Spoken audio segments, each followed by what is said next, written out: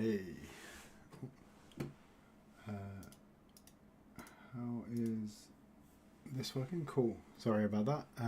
A few last minute technical issues, but bear with me 1 second. Yeah, just closing the door there. No, less sleeping in and more that OBS decided to have a fit just as I went to start, so I had to get everything restarted, and unfortunately the way that it works on a Mac, I have to manually go through and reassign all the windows to their sources each time I start the stream. So just to a quick check of this one, we'll just quickly try and make sure that everything is working. So we've got our main window behind us that we can see. That's cool. We've got our browser. You can see our graphics thing.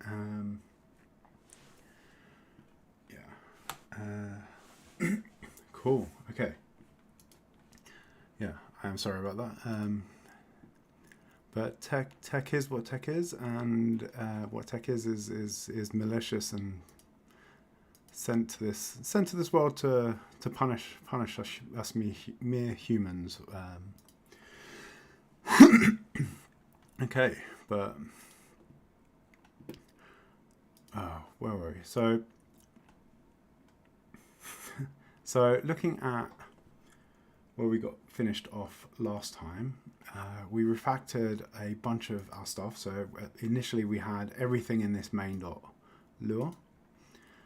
Now this main.lua just sets things up for us, and it defers everything over to this crawler module. So our main logic is all in here in init.lua. And we moved some of the individual pieces out into their own modules. So we have our tile map, our tile set, and our vector 2. And what I've done between streams is just go through and document these. It took me a little. Normally this is something you do as you go along, but I wasn't quite sure how this sort of stuff worked in Lua, so I need to go read a bunch of boring docs and came back and put it in. So for all of that stuff now, we're sort of documenting what it is, bit of a description, like text-wise for humans, a bit of annotations for the computers. So for instance, this module contains our vector2 class, and it has 2 fields on it. It has the x and y, which are both numbers. We have like some methods as well. So we have like the factory method, and that takes a parameter x of a number, a parameter y, and it returns a vector 2. So it just goes through a bit like that. So yeah, like our its vector method, just saying it returns a boolean and things like that. So what this means is when we actually come to use them, and when we're looking at things in our code, that's a bad example, but if we look at, say, the tile map, for instance, which has some vector 2s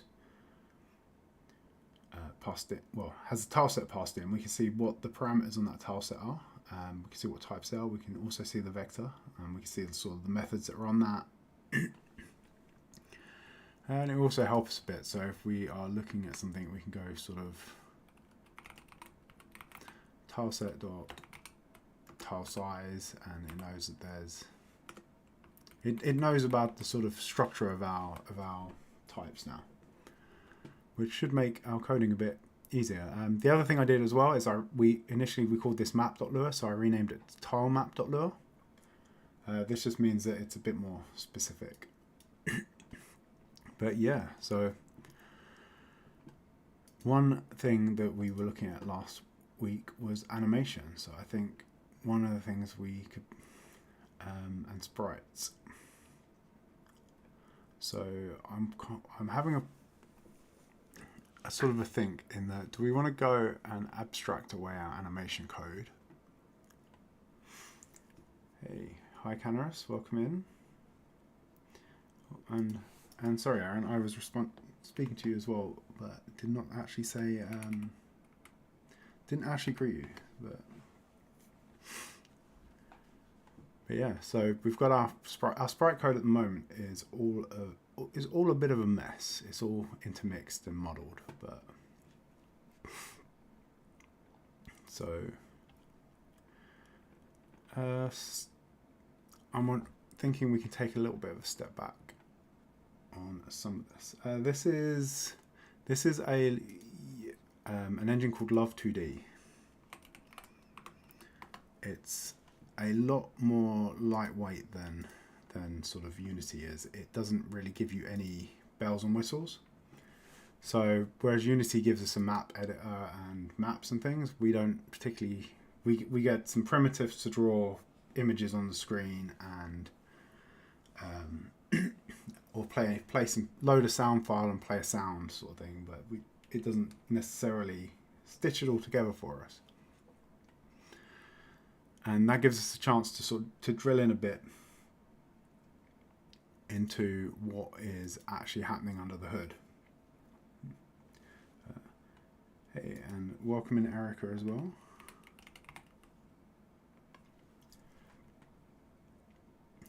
I don't actually have a shortcut set up for Canaris, unfortunately, but yeah. So where did we actually get to last week? If we run the app, what we have is something fairly basic. So we've still got our little sprite that moves around. It sort of does a little wobbly motion as it goes. We've got these but ugly tiles that sit underneath.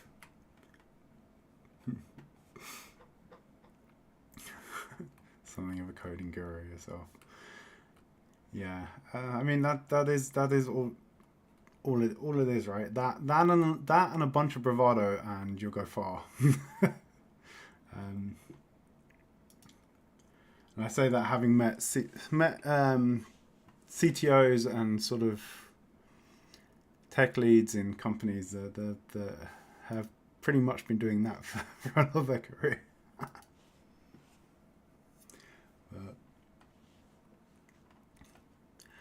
Yeah, so the map as we have it. We just have our map that we create, and we pass in some tile data, and these are the indexes of the tiles.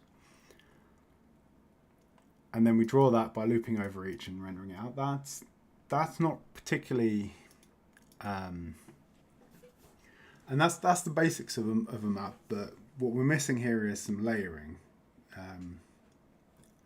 It's like if you look at most games, they don't just tend to have one flat set of tiles. There are layers of tiles. There's at least normally two layers, one above the characters and one below.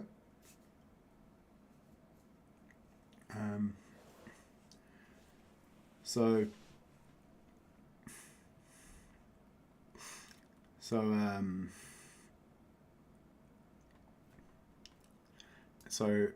oh, let's get rid of that. So what I think we're missing is a concept of map layers. But before that, I think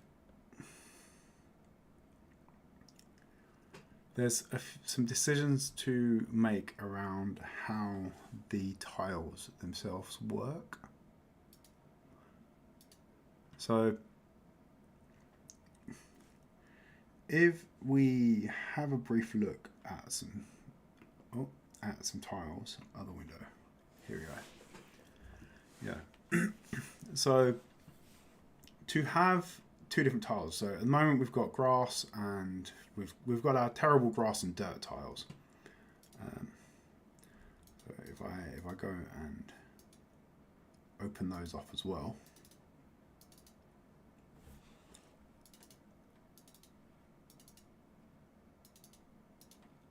Hang on.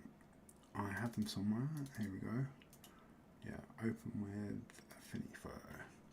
Yeah, so we've got our two tiles here, grass and dirt. But in order to actually sort of seamlessly transition in between those, we need to put some intermediate tiles in, right? We want to have the border between them be less than a sharp line. And there's a few ways that we can do those transitions. One is that we sort of make half the tile one of the trains and half the other. So for instance, if this was our grass and our dirt, if we take sort of, so that's the grass, and then we put the dirt in as well. We end up with a bunch of different tiles, right?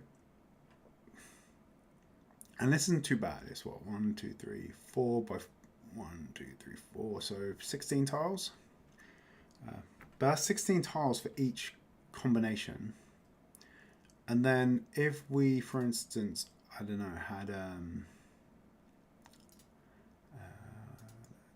this is the palette I'm actually thinking of for using for our game as well, by the way. But yeah, if we decided we had 3 terrains, so then we've now got different transitions, right? So we need a variation of this that covers grass as our main tile, but then dirt on one side and water on the other.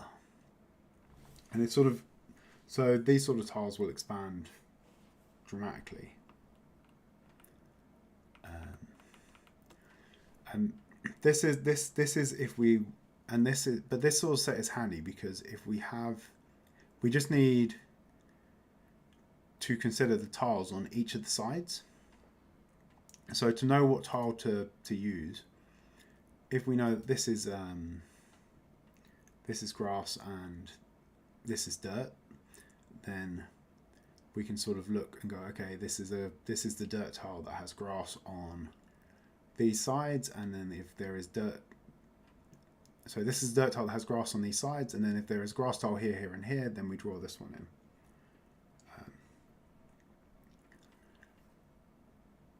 But it leaves us with a bit stuck, because now we've got all of our paths, for instance. So if this bit here is our dirt, if this bit here is our dirt, is our dirt, and we're drawing that in the grass, and our path now, if it's a one wide path, runs straight down the middle, bisected across 2 different tiles. So any sort of door or whatever that we have for a building or anything also ends up stuck in the middle of 2 tiles.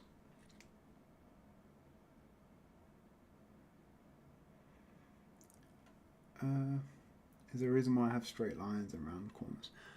It's mostly just because this was how I sort of ended up drawing it to try and help my brain wrap around the different sort of types of tiles we need. So what in fact we'd have is sort of more of a jagged transition along here, right?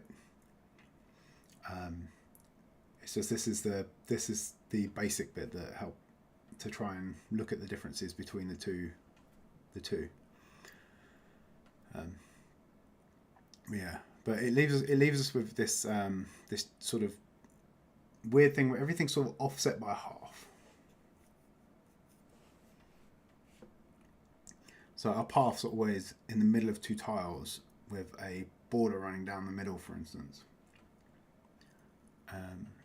And that's not going to be, that will come back, like that's going to probably limit us a bit in the future. The alternative, though, is to do those same transitions between 2. We end up here. And this is what, 1, 2, 3, 4, 5, 6, 7, 8, 9, 10, 11, 12. 12 by 1, 2, 3, 4. So 12, 48. So that's 48 tiles for each transition combination, right? So the same thing here if we had our path. Well, if we have our grass and our path here. Oh, sorry. select the right layer. So now we've got a border like this, right? Where everything is, where we need to have all of these 48 different tiles just to handle 2 different terrains. So as we start to expand out the number of different terrains we have, so what if we were to add like sand along with the dirt? What if we add stone? What if we add sort of paving, etc.? Now we've got it's multiplying at a fairly alarming rate, right? So yeah, so that we end up with all of these different transitions here.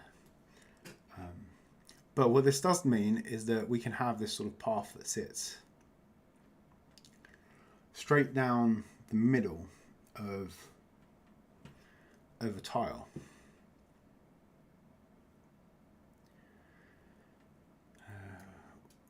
What we lose a bit though is we sort of lose some of the sweeping corners a bit.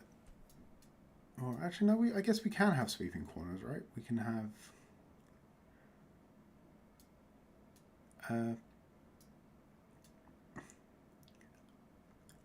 well, we can have sweeping corners on the outside. So this tile here at the back. So let's grab something here, for instance. Let's just put down a shape for now. Grab the ellipsis. Yeah. So there's no reason why the angle here that couldn't be more sort of sweeping around like this purple angle, but we get really narrow inner corners, right? It's now really tight here, and if we were to try and go for more angles, then the number of tiles that we're going to need is going to explode from what we have here to an even bigger set, right? Because we're going to need additional tiles just to do these sort of more narrow, more sort of angled edges. We'll need tiles that sort of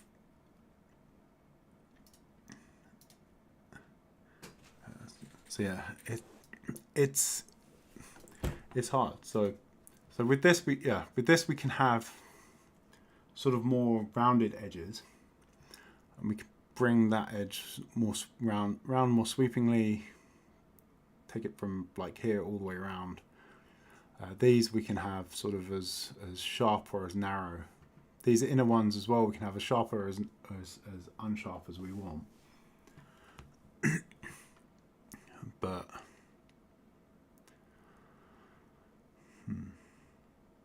we also lose, well, I guess we do lose something here in how we transition them.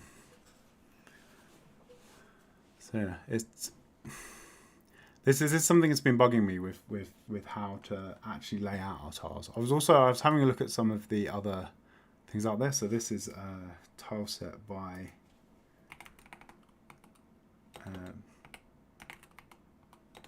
Kenny.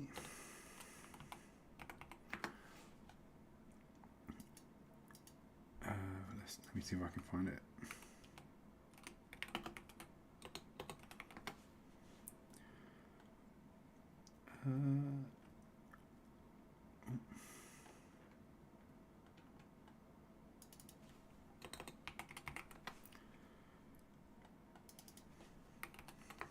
What was it? It was RPG something.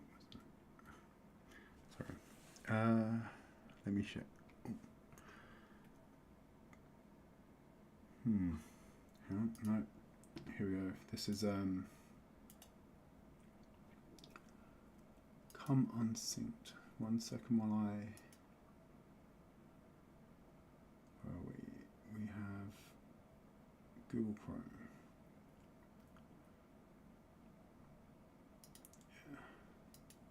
Yeah, sorry. This is what happens when OBS explodes just before we starting. Yeah, so this is a tile set by Kenny.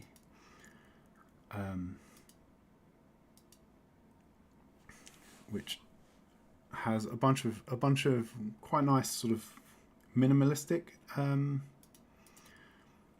There's quite a lot of nice minimalistic tile sets and things out there. So I'm not sure it's the vibe we're going for in our game,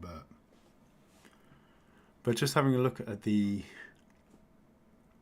number of different combinations. So this is the sort of thing we aim to do, but we'd have to sort of map all of these onto each other.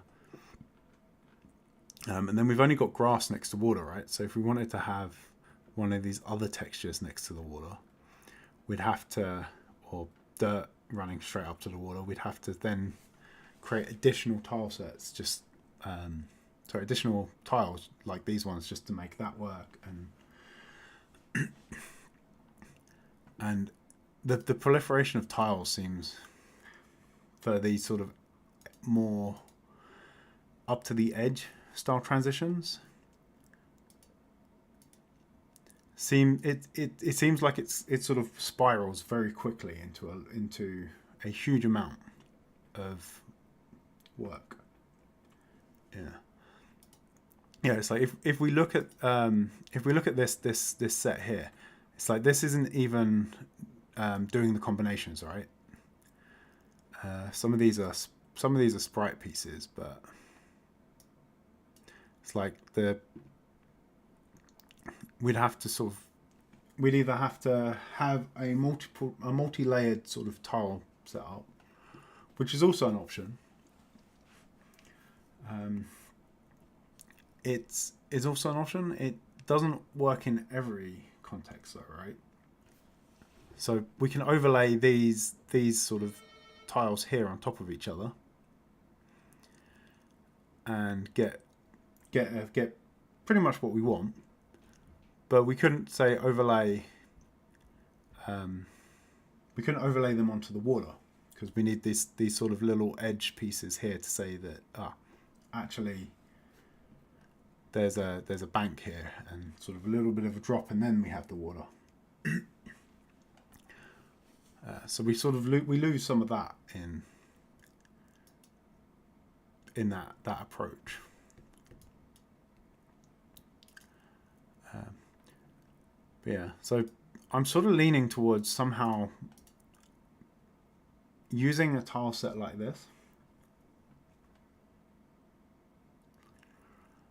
and offsetting it.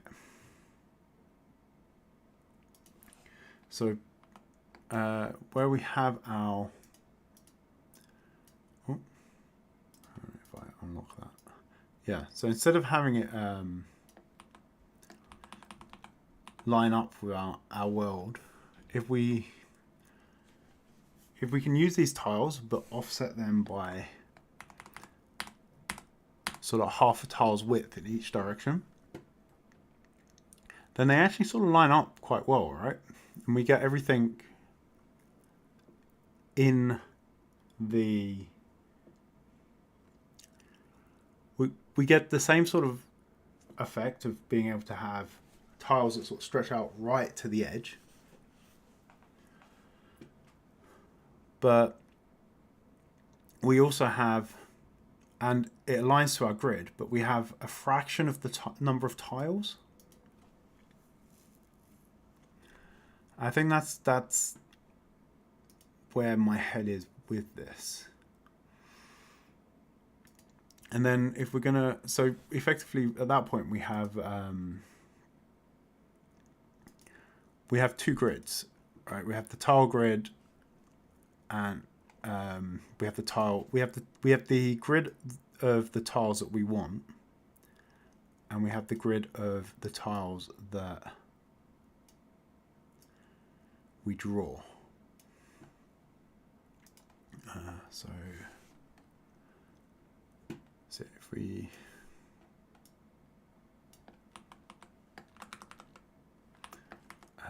put these up at here, and let's set that to a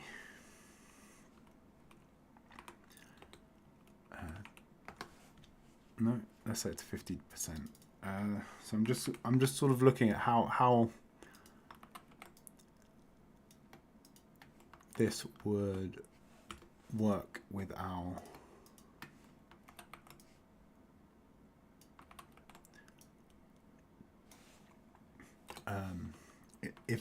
if we did that. So yeah, this is just something I was sort of I've been staring at, and because let's face it, I think I've mentioned this before, but I became a programmer because I'm lazy, and the way I see it is the computer should be doing all of the work, not me. So the mere thought of creating all of those tiles, different tile combinations, like it's a nightmare for me, right? I don't want to do it. I don't want to play if that's what it's going to take. But yeah, with this way, if we have our tiles like this, so let's take this out and hide this layer for now. Yeah, so if we have our tiles, if our tiles are like, okay, this is grass, this is grass, this is grass, grass, grass, grass, grass, dirt, dirt, and dirt, and then we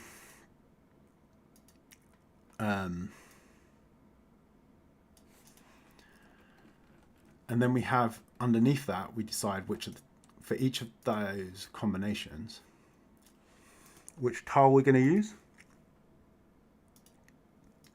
So I guess at that point we just look at we only need to look at 4 tiles to know which tile to draw.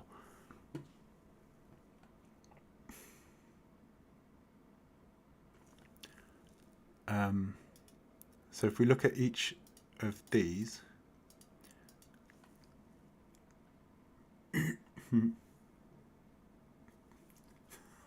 this is grass, very South London. Yeah, except most of South London, it's not grass, it's not image textures they're talking about when they're going on about grass, right? But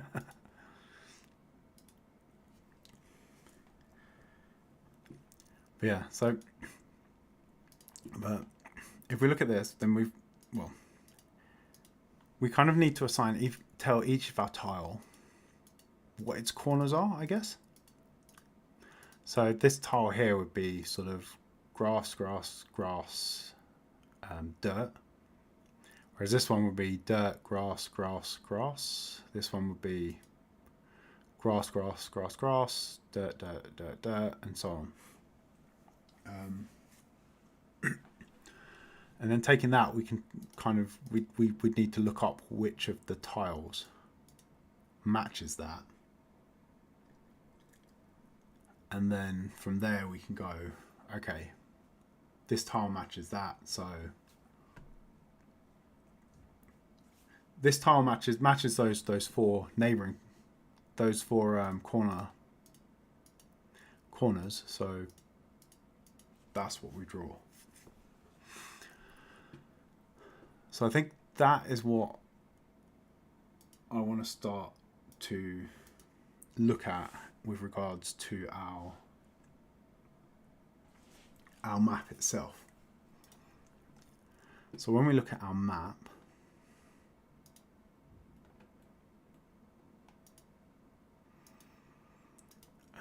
where are we? We look at our map. Our map has data. Where is the data passed in? Here. So here we're passing in either no tile or we're passing in these sort of ones and twos, I think I might actually turn all of the zeros in this into twos. So if we restrain this to just what's selected, find the zeros, and we'll replace those with twos. Okay, so that at least gives us a full map, right, with no missing tiles. And then if we run the game again, there we go. So now we're rendering the whole thing. And we've got sort of a dirt border around our grass area.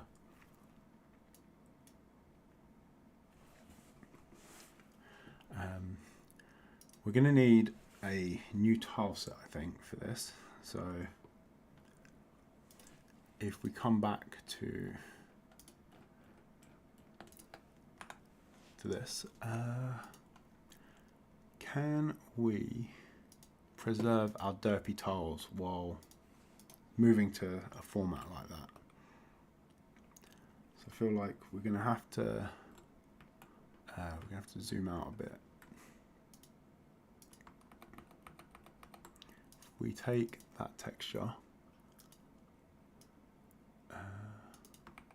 paste that in, and how big was this one? Oh no, we should actually be able to see it in the transform tab, right? It says 128 by 128. So we're going to resize our canvas here to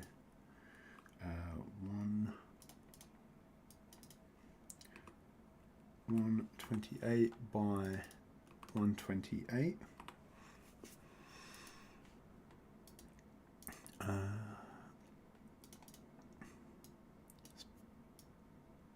Bring those to the top. We'll unlock them, and we probably actually want to. Did we get half and half there? No. So let's cut this in half. Also,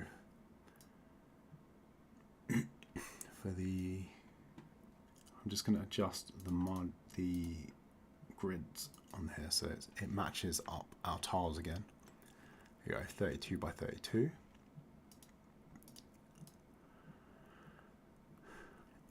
So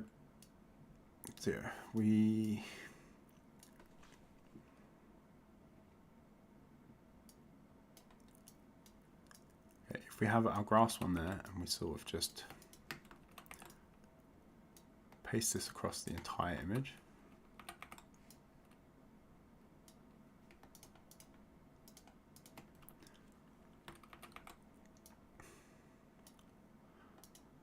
There we go. And then we'll group those up. Lock it for now. And then we want to do the same with this, I think. We'll go across like that.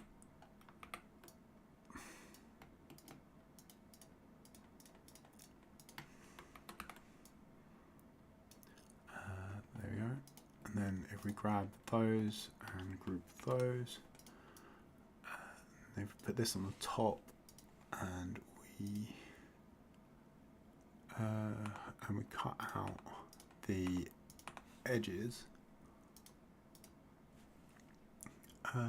Where are we? Yeah, so then if we mask to below, there we go.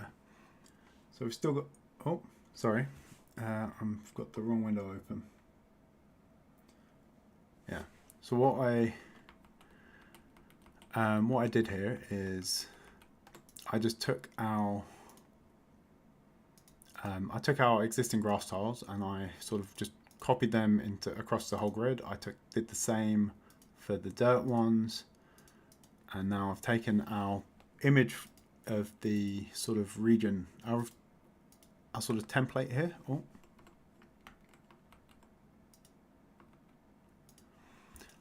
And then we're just going to cut out the white bits. And then if we mask this to below, we should get a transition set of our really awful tiles here. So then if we take this and we file and we export it as a let's go for an 8-bit PNG, export. We'll replace our tiles. There we go. So now we have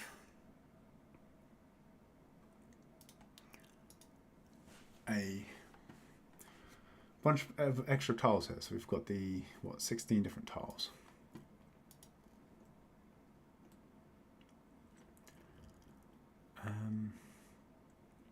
But we're only sort of looking for 2. So our data has 2, and this is the grass and the not grass. So now we need to map between those 2 values.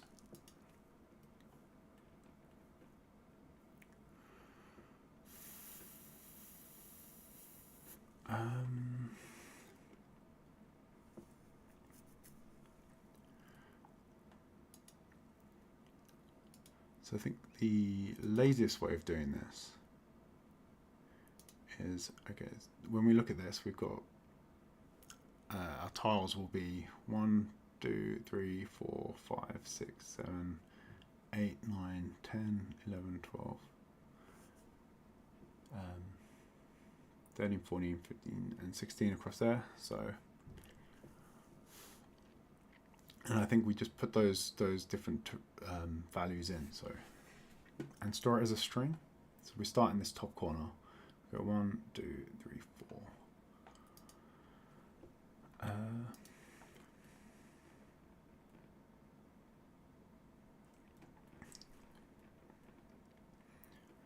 Right. So this will be on our tile set, I think.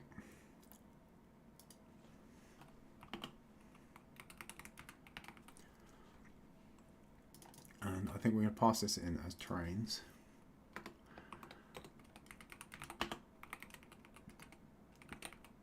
And terrains is going to be a table of string to integer, mapping the terrain names to the tile indices. The terrain patterns to the tile indices.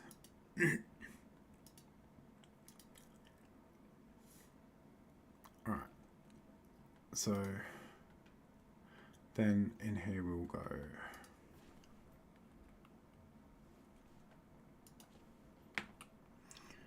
terrains equals terrains or nothing. And when we create our tile set, which is in here, in the load, we have a where do we create our tile set? Further down.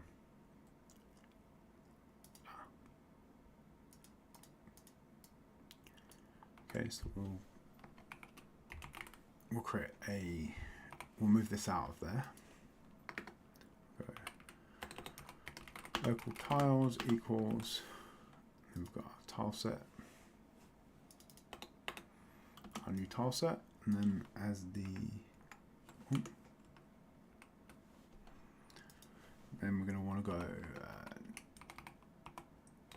nil for that, nil for the spacing, and then we're going to want our table. And in here, our first tile is grass, and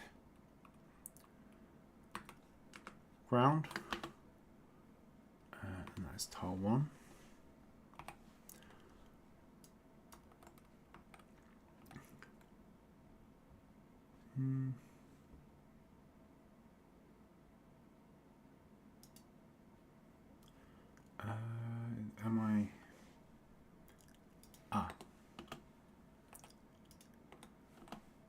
There we go. Sorry, is that the right format?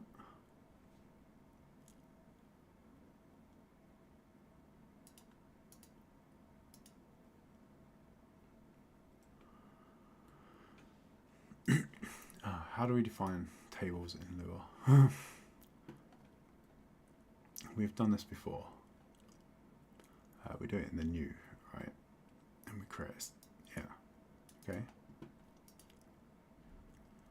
So we just use equals.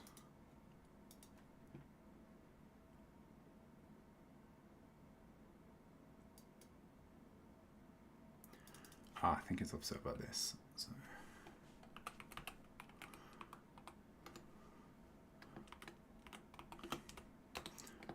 Okay, we will quickly fill these in with zeros. So what do we have? We have the texture, we have the tile size, the margin, spacing, and then we have the trains, which is our table of string to integer, which we have here.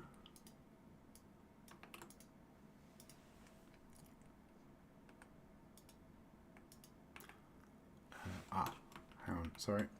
That's the one we need to think. Is it like this? That makes it happy.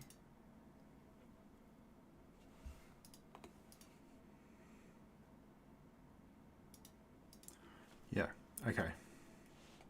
That's it. We have, sorry about that. It took me a while to wrap my head around the way that Lua wanted to do that. So, okay, so our next tile is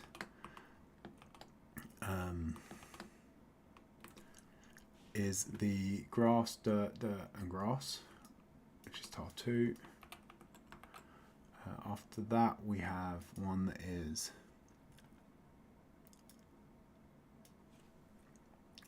dirt, grass, dirt.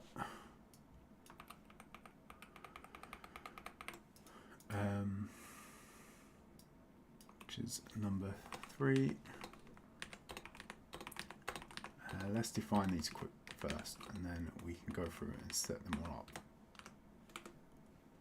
a bit quicker. 12, and then we need to have 4 underneath that. 12, 13, 14, 15, 16. All right. So yeah, so we have dirt. This one was tile 3. The next one is grass, grass, dirt, dirt. After that, we have dirt, grass, dirt, grass. After that, tile 6 is grass, dirt, dirt, dirt.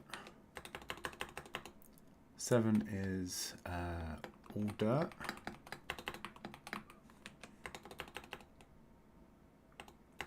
Then we have dirt, dirt, dirt, and grass.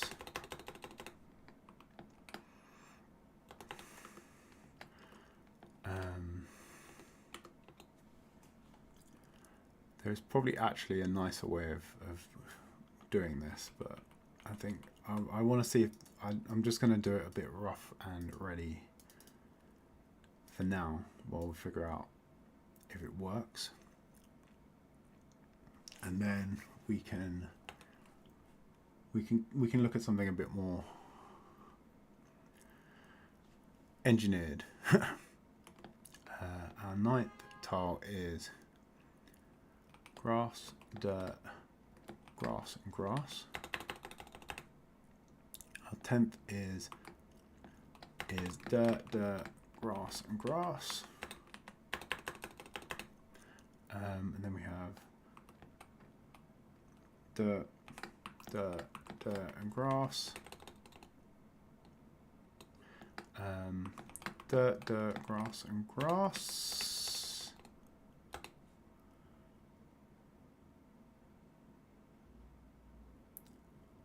hang on.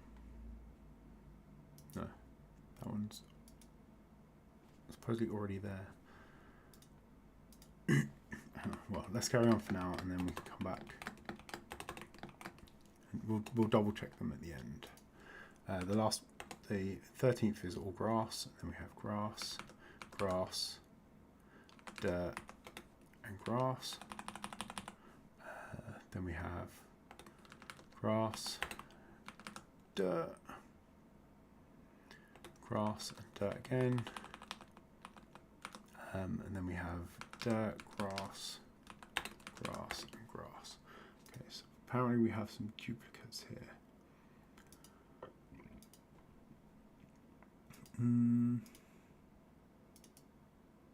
Okay, so 8 is, if we look at our image again, 8 is what? This one. So that should be 2, 2, 2 and 1. And the duplicate of that was 11. So 9, 10, 11, which was dirt, dirt, grass, dirt. So 2, 2, sorry, 2, 2,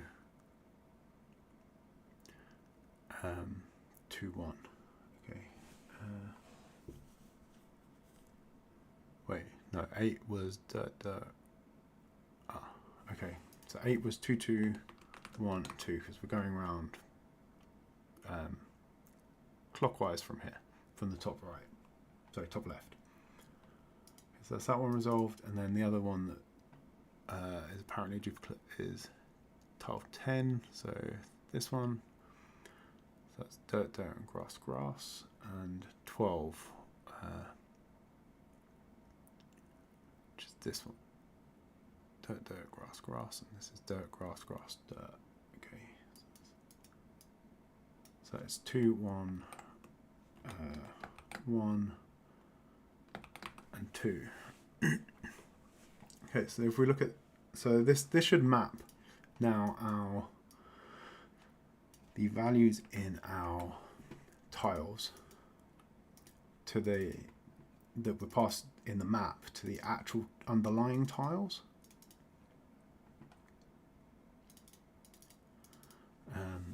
And I think what we actually want in the grand scheme of it is we'll probably want some extra values here.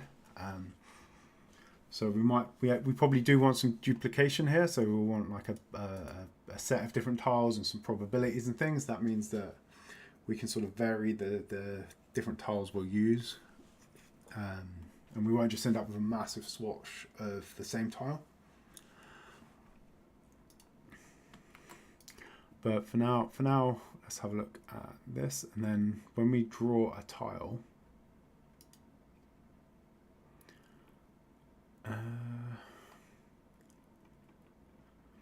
well, then we have our tile set. We have a draw method, and inside we pass the tile index. So I think this becomes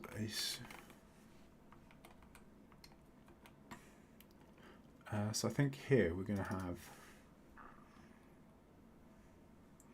to want the neighbors. So we're going to go top right, top left. Sorry, no. Top left, top right, bottom right, and bottom left.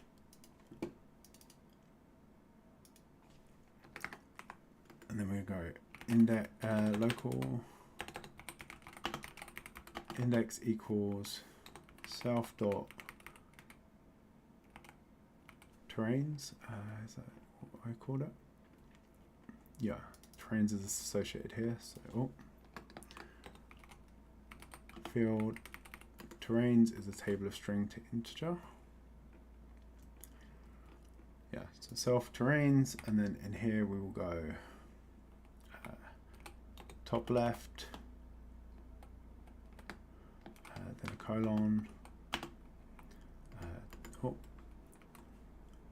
yeah, that, or we'll default to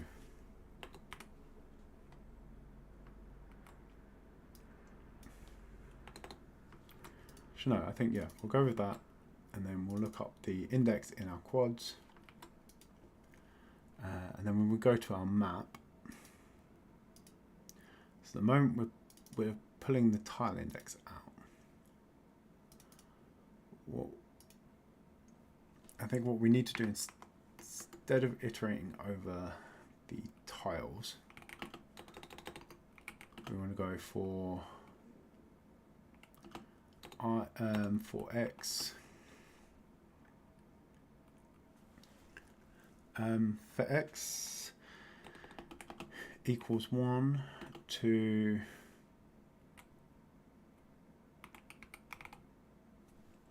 width. Let's actually unpack the map size. So from 1 to the width, do, and then we want for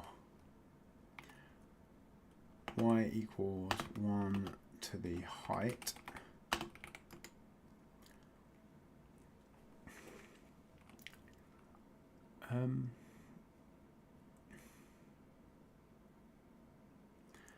Then we want to draw the tile based on, so we want a tile set dot draw, and then we want to find each of these tiles. So in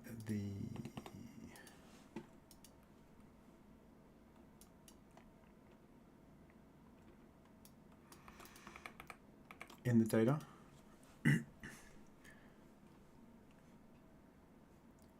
so our first tile that we're looking at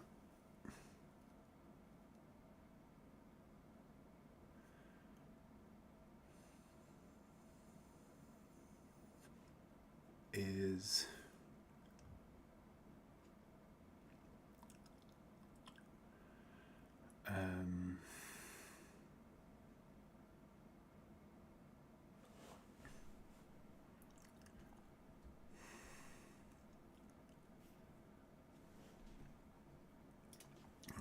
so our top right tile is going to be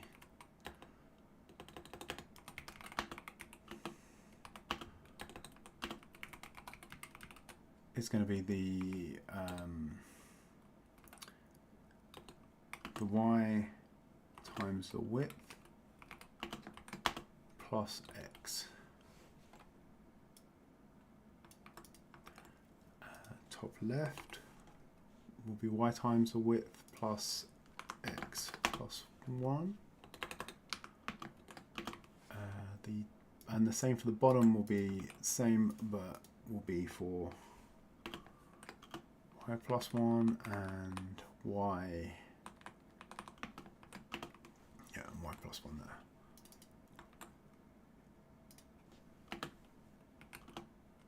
And I think we'll default it to 1 for any values that aren't found.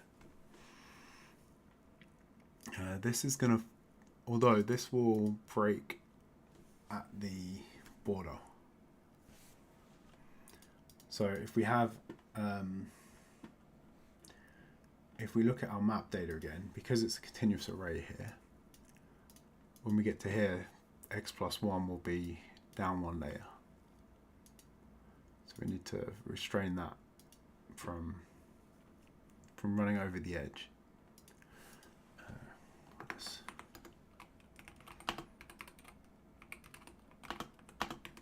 We'll set a default tile here as well, so that we can reuse that here.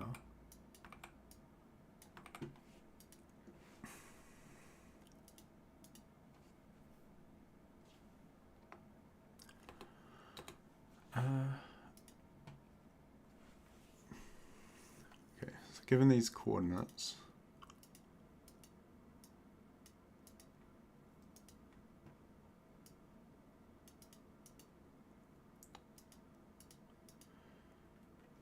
I think I've made my life a lot harder with the way that we changed the maps last time. I was thinking this would make things a lot easier, and if we were just going to be rendering these out as tiles, it really would.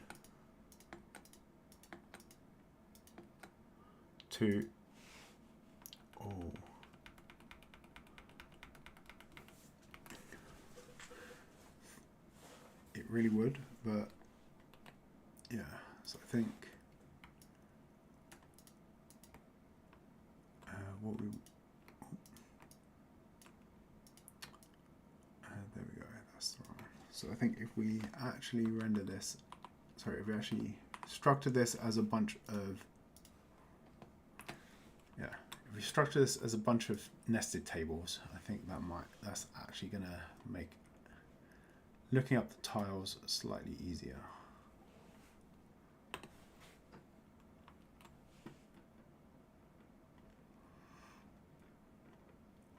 And then we need to look at this, which is now, is that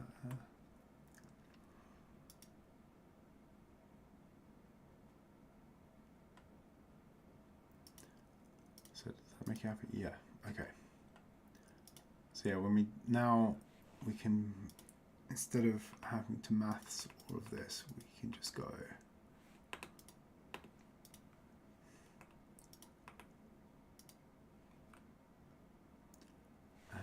like this.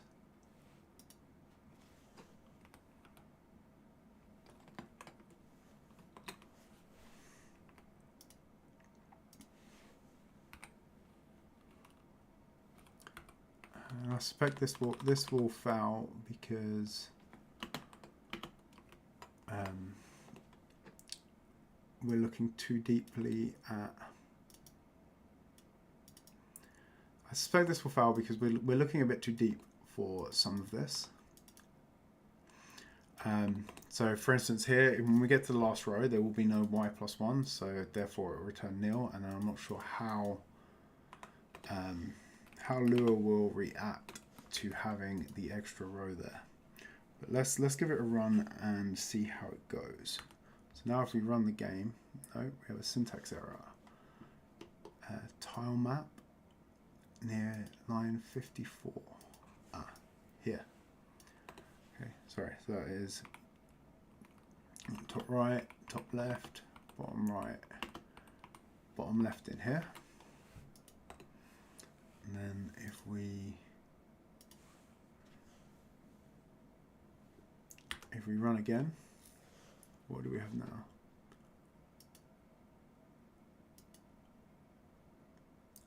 Bottom left is a nil value. Okay, how's that come? Oh, bottom right and bottom left. Now if we run, yeah, this is what I was saying where I think. So here we will need to do if y equals height, then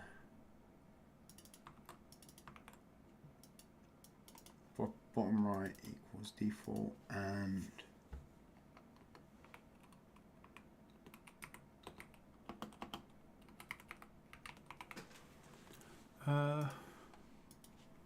well, actually we can go local equals, we'll set them all to default here, and then if we're less than height, then we'll set the bottom to in a if. We don't need these locals anymore because we've defined them all at the top. And now if we give it another run, what do we get now? Okay, tile map on line 66.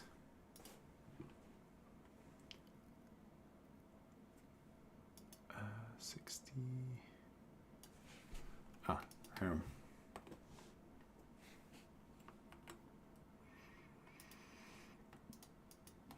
Oh, I just noticed we still have all of this here we can get rid of.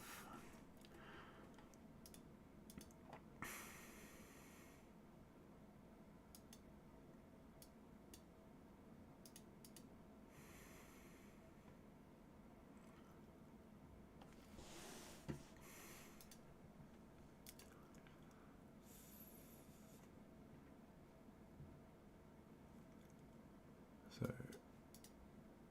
what do we have? Attempt to compare number with table on line 60. I think it might have actually been in the extra code there that we had the error. So let's go one more. Hey, okay, so that's not quite right, but it's doing something. What is it doing?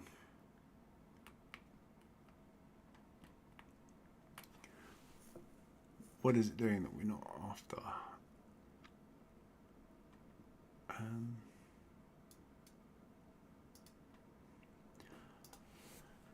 It could be that the default is just not sensible. So let's give it a quick rerun with default set to 2.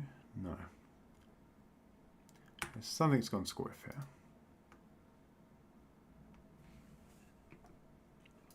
So what are we getting?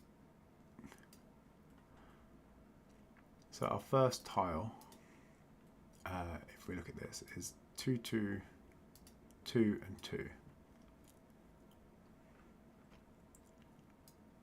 Should be tile number 7. So 1, 2, 1, 2, 3, 4, 5, 6. Oh, sorry. Yeah, 1, 2, 3, 4, 5, 6, and 7. So it should definitely be this tile that is getting rendered out.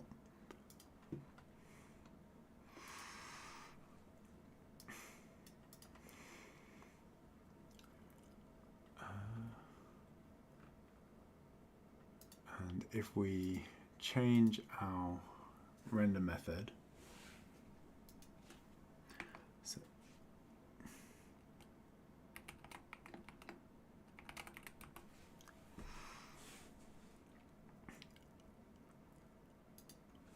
actually we don't need, sorry, if we change our render method, well, if we put a breakpoint in our method there and then we run,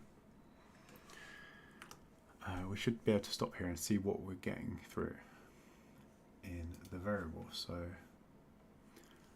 we have 2 in each of those and index 7.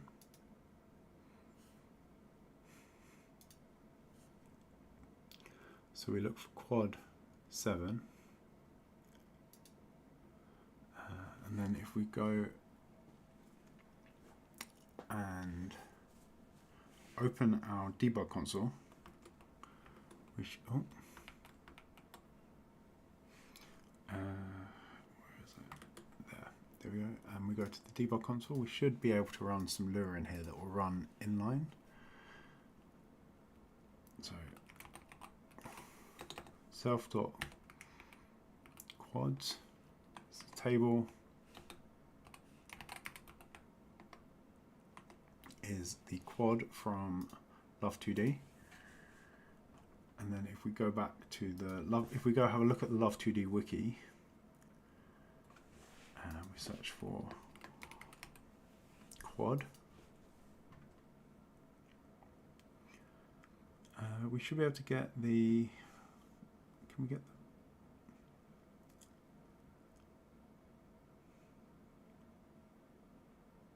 we should be able to get the shape of it, I think.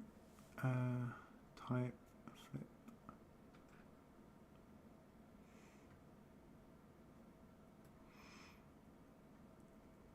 So I think get viewport.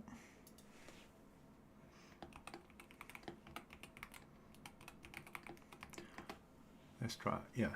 So this is at. Okay. So if we run that, we've got our viewport. It says it's 32, 64, 32, and it's 32 pixels wide and 32 pixels deep. Oh, hang on.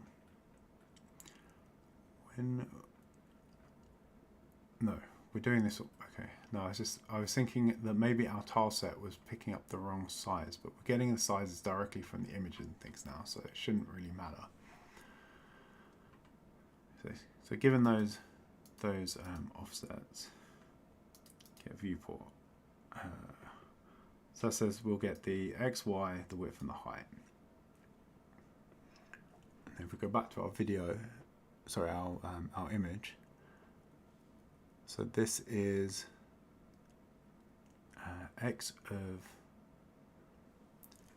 of 64, y of 32. Oh, sorry. So when we create our quads, the x and y are getting flipped somehow, it seems. No, yeah. Sorry, no, that's correct. Sorry, it's the x is.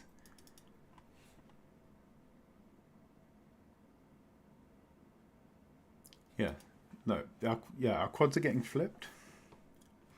So this is x of 64 and y of 32, and here we are getting x is 32 and y is 64. So when we create the quads,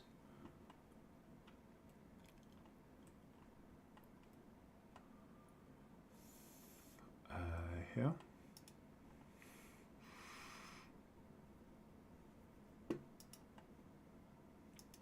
these are created by the new quad method. So we pass in the x and then the y.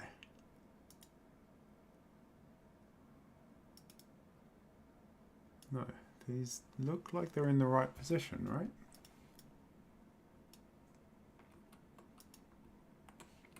If I do transpose them though, then we run again, what do we get?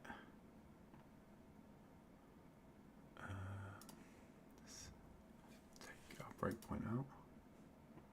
Okay, that looks a lot more like it. Not quite right, but a lot more like we were after.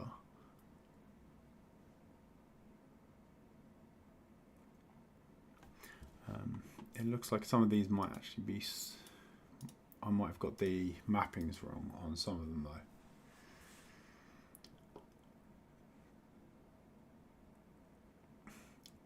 Which is the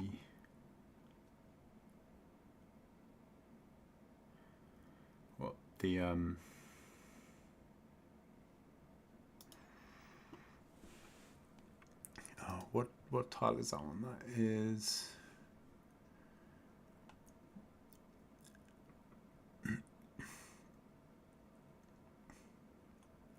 so we're getting this tile instead of this one. Oh, sorry. We're getting this tile instead of this one. So I just need to make sure that our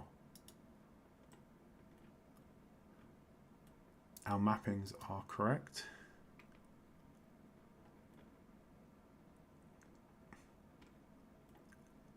So if we go back to the init and here's our mappings, that is tile 8 that was wrong.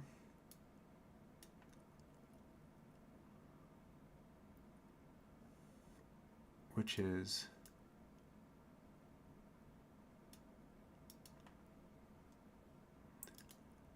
correct. Did we pass them into? Did we pass them in wrong here? Yes. These two values are the wrong way around. So we swap those around, and then if we run again.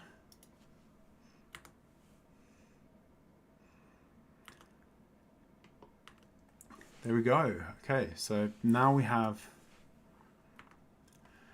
So now we're rendering these as we sort of asked for them. They're. I think they're slightly off though.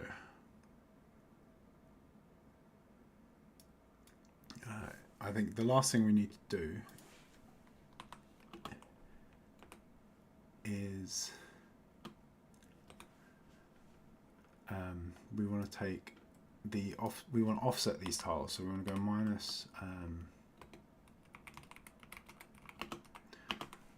half the width from there and minus half the height from there.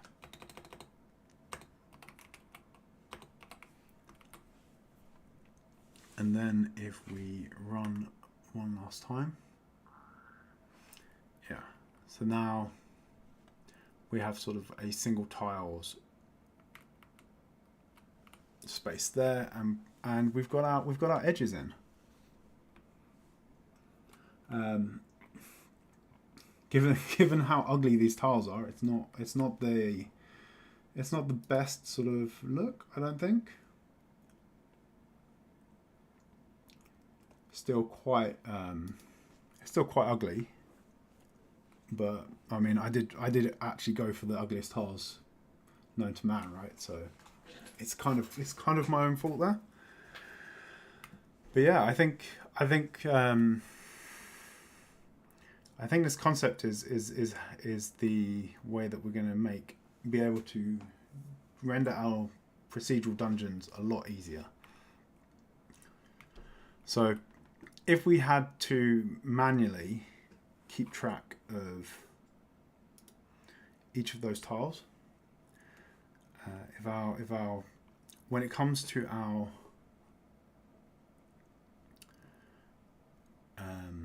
when it comes to actually generating the maps, so if we were having to manage all of this ourselves, like all of these transitions between the various different sort of terrains, I guess. So I think what the procedural generation will do is we'll have like different kinds of terrain, different kinds of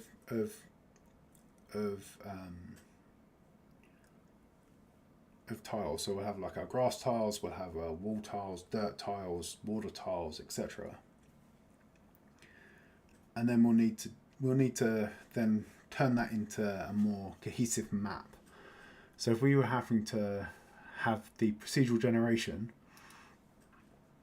figure out this, it was just not going to work for us, right? It's not gonna understand. But if we can have like easy transitions into a wall, from floor into a wall tile and so on, and just have these sort of mappings of the four corners onto the individual indexes, then that way all we need to do, all the engine really needs to know is that this tile is a specific type. And then on top of that, I think we're going to have to add some extra tiles in here as well. So at the moment, our metadata around the tiles is just this mapping here of the four corners to the tile index. But I'm thinking we'll probably need to do something a bit more advanced than that, right? So we want to go and take our individual tiles, and we want to record what the four corners are in terms of the terrain.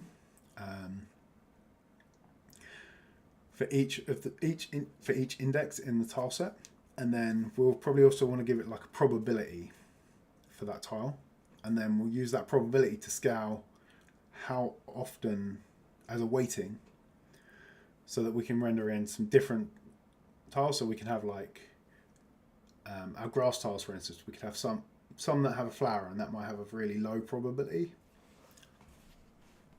and then we'll have some that might be a high probability that will, like our plain grass texture, will have a lot more.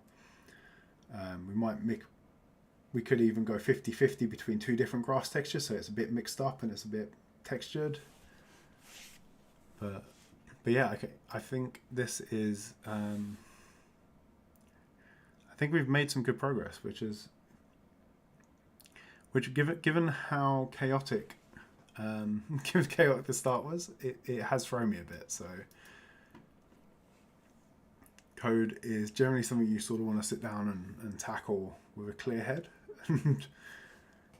rushing to get OBS to behave was not what I needed this morning, considering I had a late night last night as well. So the fact this has all worked, I'm quite chuffed. Let's try and put some different terrain in the middle of the grass tiles and see how that renders. So if I just mix that up there, and then we rerun the game. Yeah, that's okay. So we've got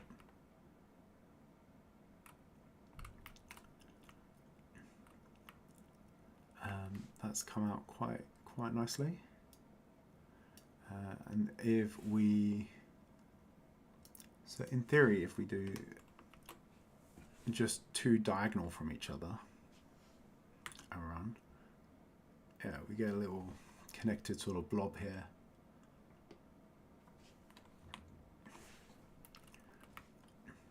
All right, cool.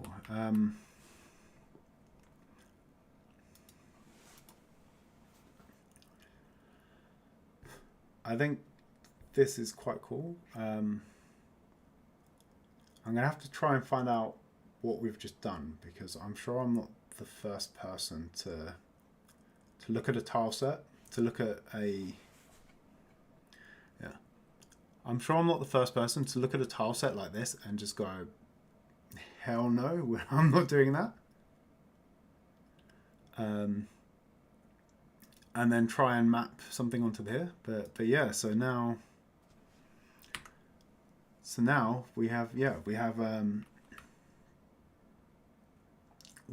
from the two tiles going into the map, we have quite a sort of more smooth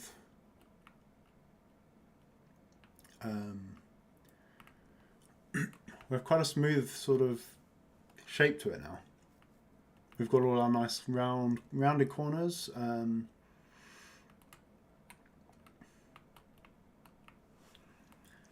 yeah, so I think this has worked out quite well. I think also what we probably want is we're missing a bit at the bottom. It cuts off quite abruptly. So I think we probably want to add when we iterate over the map, we probably want to add one extra to the width and height. Oh, okay. That didn't go as well as hoped, but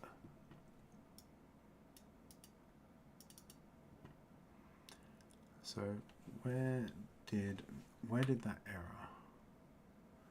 Line 50. So it's erroring here.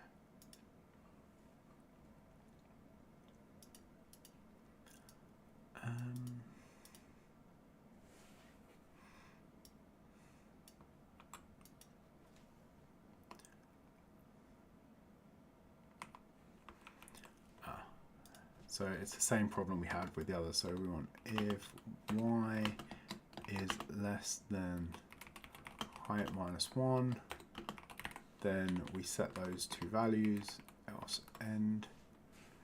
Here we go. Let's give that a run. Ah, there you go. Oh, that's created an interesting...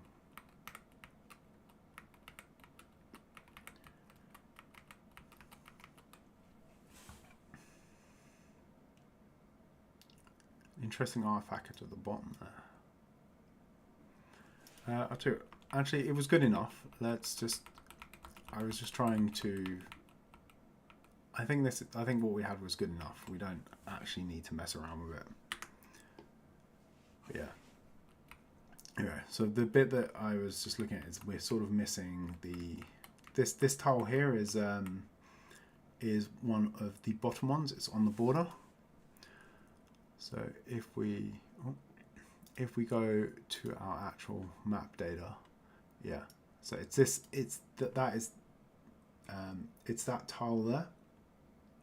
And because I'm defaulting to the dirt tiles, then we get sort of half a run of dirt tiles at the bottom and along the sides, along the side here as extras. But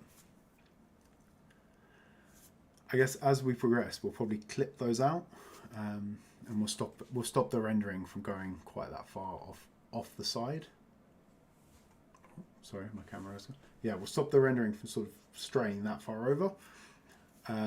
So we'll sort of cut it back out again. So we would get this weird little artifact where it curves around at the bottom, like on these corners, but if it's right by the edge there, then there's probably something going wrong. And when we generate our maps, we probably want to make sure that we at least have a ring of our default tiles all the way around the edge of the map, and then we sort of carve out the rest in the middle. But yeah, I think we've got some pretty good progress here, I think.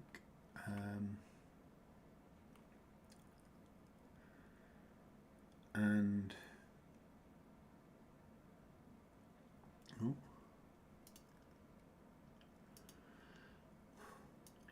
all right, so I think next we probably want to have a look at some game objects. We've got a lot, like currently our player and the NPC slime are all defined here in the main table.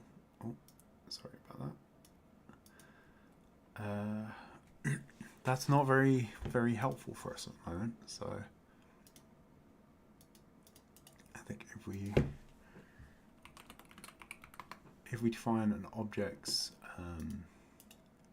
folder,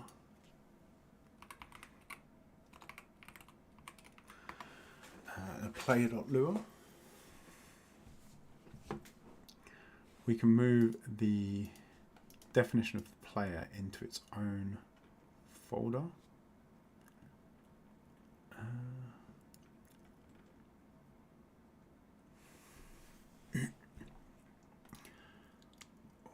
Actually, so there's a few things here that we could probably abstract as well.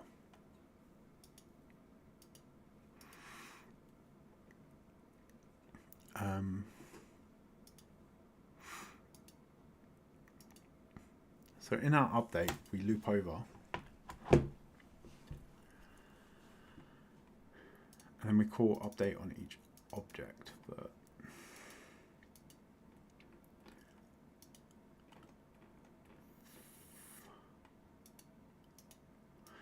what I'm thinking is we've got these sort of more abstract methods, and we've got this because we don't really have much inheritance, so we can't really call back to,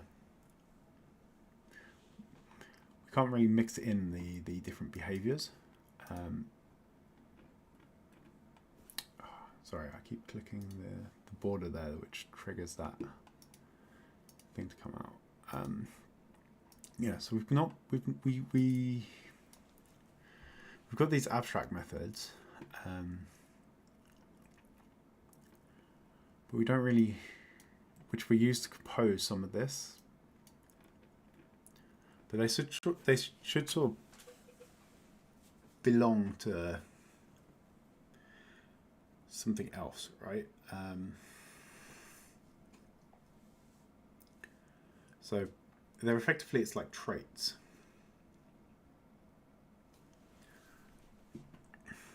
And a trait in programming is you have a concept of objects. So for instance, our slime here is an object, and if we abstracted all this behavior away, then that would become a class. And then we also have a concept of traits, and traits are things that apply to multiple classes.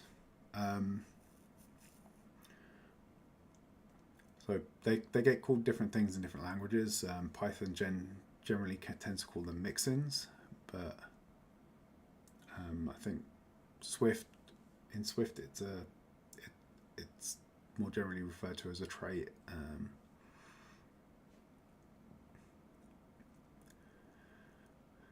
So Lua doesn't have a concept of this, but I'm wondering if we can create something similar using the meta tables.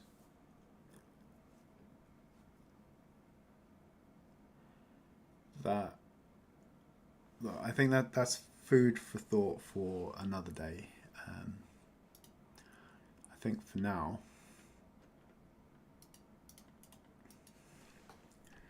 let's go with, we'll create an abstract.lua in here, and what we'll do is we'll move some of these functions into there. Actually,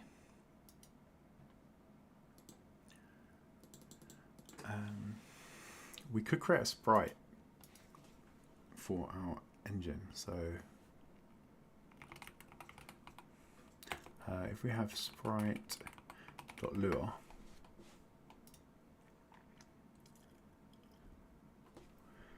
then local m is equal to an empty table, m dot index is equal to m, and then we have a new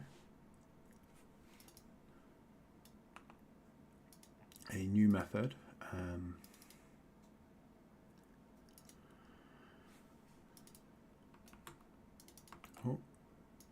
Copilot is getting a little bit better. I did say I was turning that off last week, didn't I? But I had it on for some work, so let's okay, that's better. We'll disable it for Lua. That will save us some headaches. Okay, so a sprite has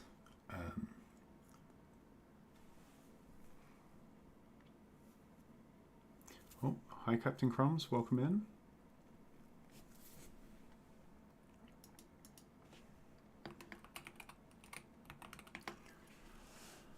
I'm thinking actually we want animation, right? So if we have if we just handle animation, that's probably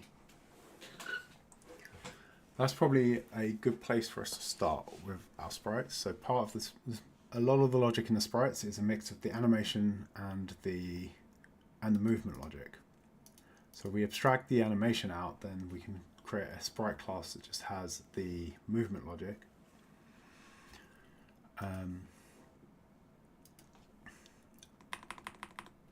And then that can be, and then that can evolve. Then we can create a sprite class that has movement logic and also has a sprite. So it has the animation associated to it, and then we can start to expand slightly more off of that, so that we can have sort of static images, animations, and different types of things that can be drawn to the screen. So if we come back to our main function, what do we have in here that is, if we take this slime sprite, what do we actually have in here? We have the, okay, we're going to need an update function and a draw function. We have the image itself.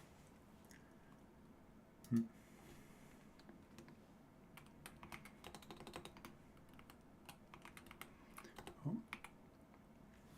Welcome in. Oh, no. Sorry, my brain is a bit broken today, but maybe I should actually make the command for splashes link splat, as that is that's an apt description of what she does in most games, right?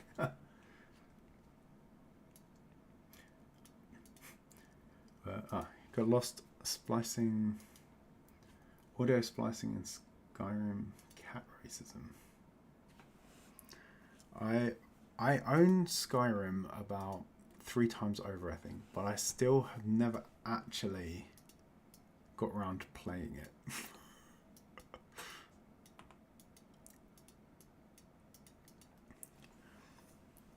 I've never actually managed to sit down and give it the playthrough. I think the problem is I know it's such a big game that I sort of look at it. I'm like, do I have this? Do I have the space in my? This, do I have the time and space in my life right now to lose the amount that I will lose into this game?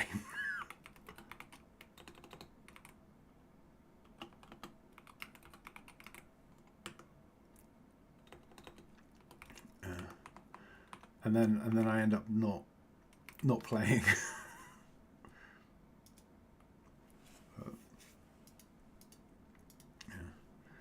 Oh, okay. Let's park some of this for now. Yeah, Karis agreeing that Splat is a more apt title. But yeah, today's stream has been a bit chaotic, so in that I pretty much didn't. I was working till about 2 a.m. last night, so I'm running on pretty low amounts of sleep. And then just as I went to start, OBS decided to have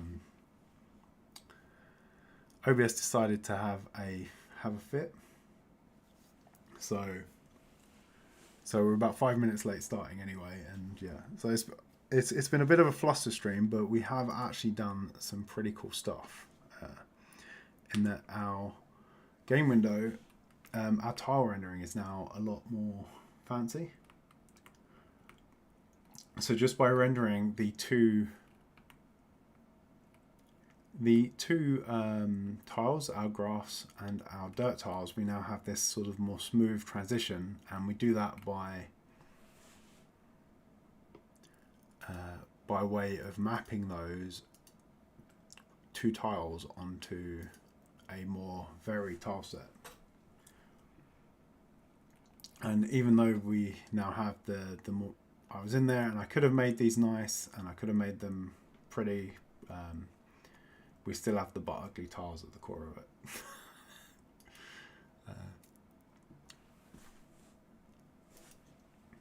Yeah, so now I'm having a quick look at the animation. So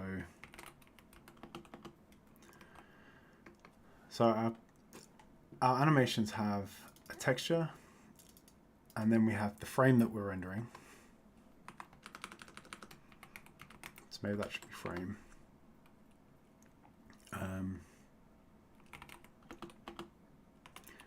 They have the time that the animation has actually been running for.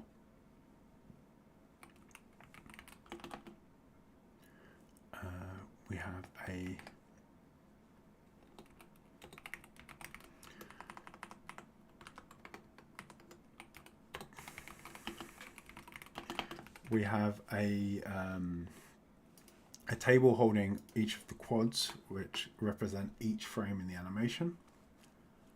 And then we have a duration for the frames. And that duration will probably change between each animation. So I'm guessing we actually probably need a per frame duration. I'm trying. It's been a long time since I made an animated GIF, but I seem to remember that being a thing that you would sort of, by giving each frame an animation by giving each frame a duration, we sort of.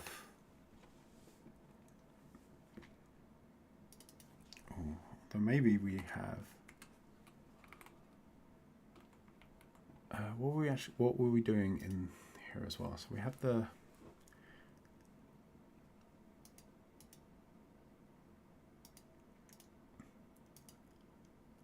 We had the frame, which was sprite frames, and that is the the quads for each frame of the animation. But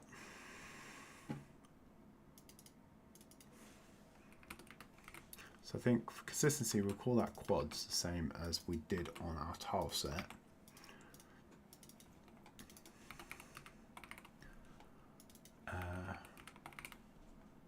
Then we probably want to have frames as something separate.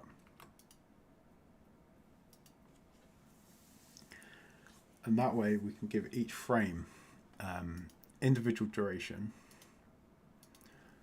and an individual duration and a index for where the image is in the quads.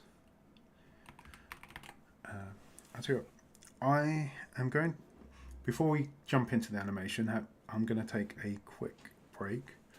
I'll be back in 2 seconds, but make sure you'll go grab a drink, fix your posture, get a snack if you need one. But I'll be 2 seconds.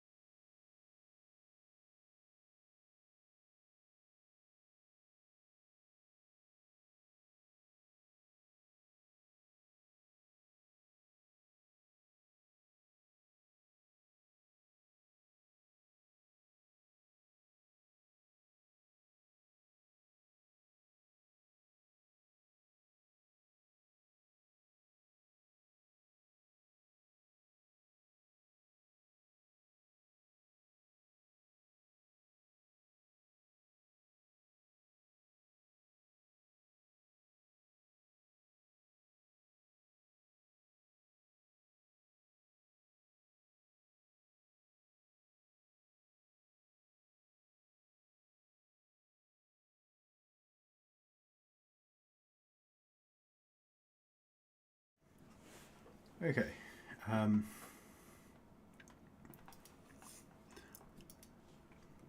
Yeah, so we were looking at the animation, so let's actually define this.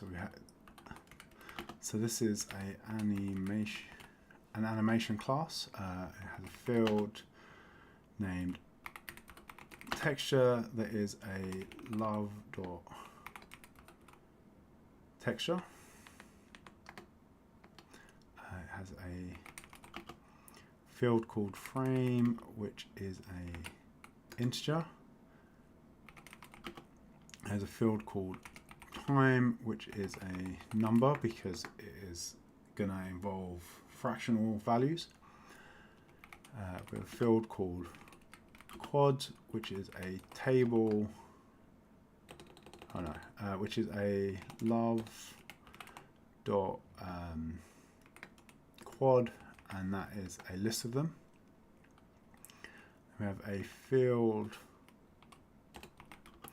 of frames, which is a table.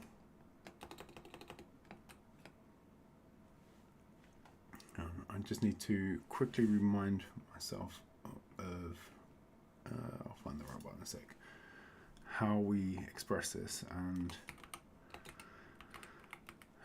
the way these comments are called Lua Cats comments. Here we go, annotations in the Lua Cats cat format, the command and type system, as it's called.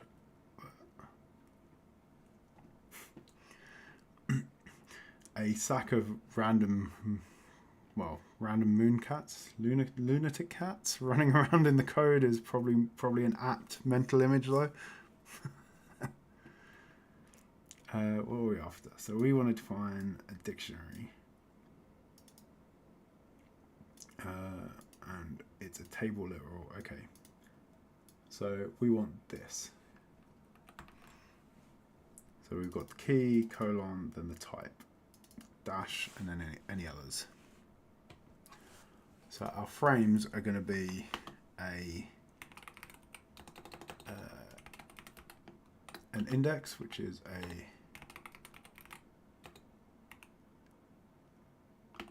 integer, and a duration, which is a number. So this will end up being an array of all of those different pieces. All right, so moving on from there, we can go, we have our new function, which is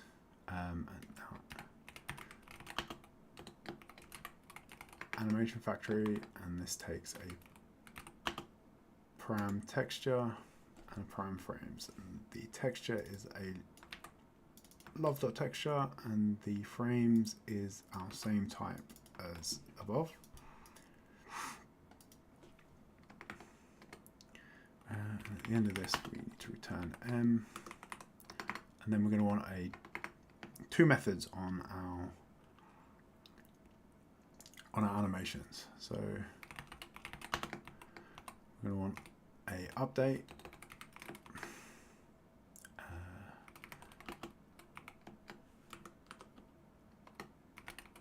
and we're going to want a function, a draw.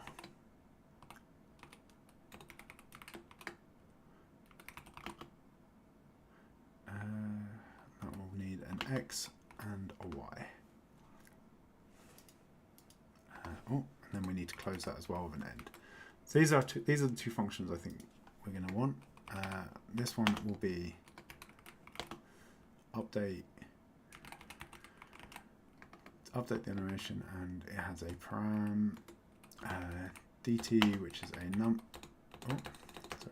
param self, which is an animation, has a param dt, which is a number, and that is the delta time.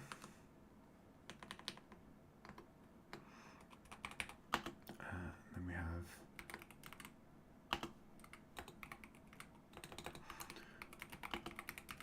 have a draw method which will draw the current frame, and that has a param self, which is an animation, a param x, which is a integer,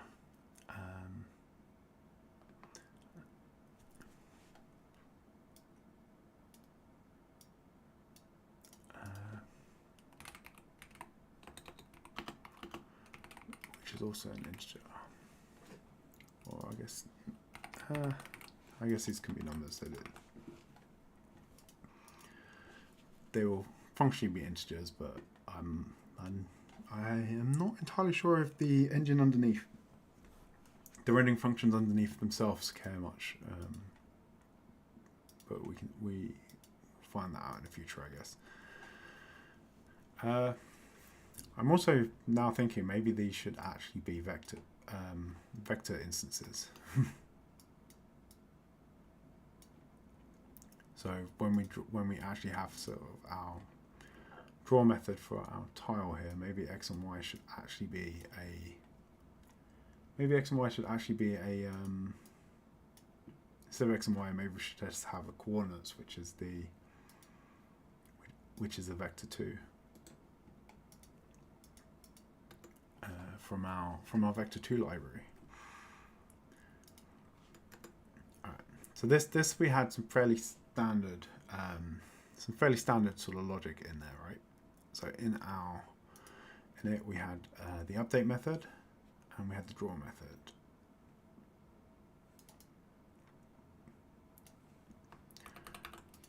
So we can reuse most of that, I think. So in our draw method, we're going to want to go love.graphics, draw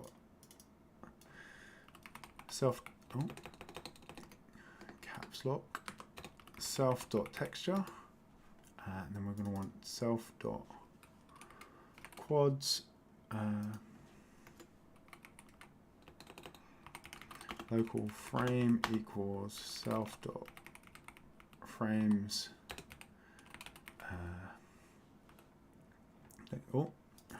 This is we also need to add the tell this that the frames are actually an array of those little info tables. So this is the self.frame. So now we have the data there. So then we want self.quads, and we want frame.index, and we want to draw that at x and y. So that's our drawing method done for the animation. And then for the update, it will work similar to what we had before. Where we have the animate method here. So grab that, and then we can tidy it up. So self.time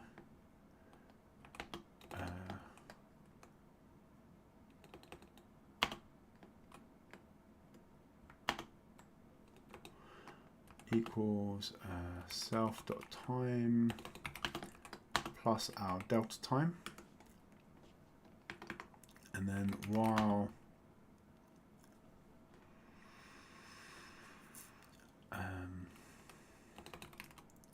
self.time is greater than equal to self.frames self.frame.duration. So frame is our current frame index.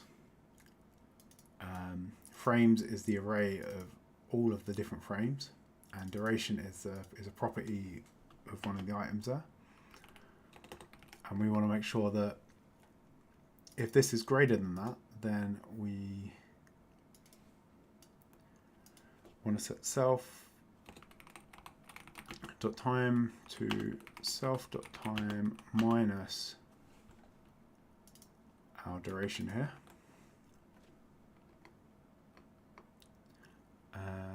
So if we subtract the current frame's duration, and then we update the frame to be the next one, and if the frame is greater than the number of frames in the self.frame is greater than the number of frames in self.frames, then we set it to 1.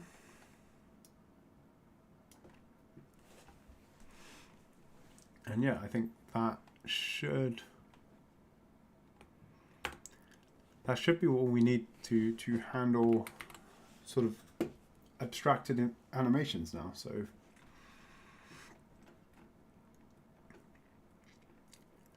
pass the texture in. We can say which parts of it are. Oh, we're missing something important. We need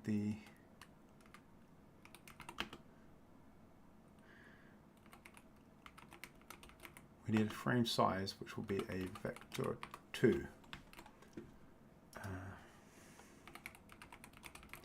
So we want to know how big the frames are.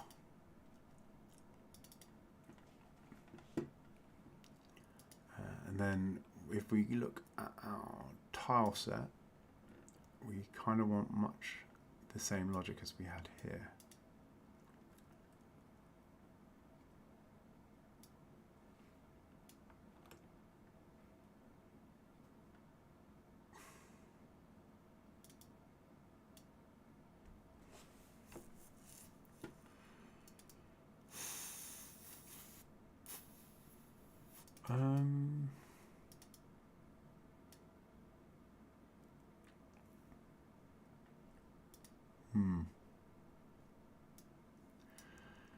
So I think part of what we want to do, yeah, watching it and I think coding is something that's very hard to learn by watching someone else do it. I think watching someone else code can help you sort of understand something, but I think the way that you really learn to code is to actually do it. And I'm like a great believer that the best way to learn code is to have something you want to manifest into the world, right? Something you want to bring into existence. And then if you dive in and like pick a language to do it in, or a framework or something similar, like in this case we're doing it in the Lua language and the Love 2D framework.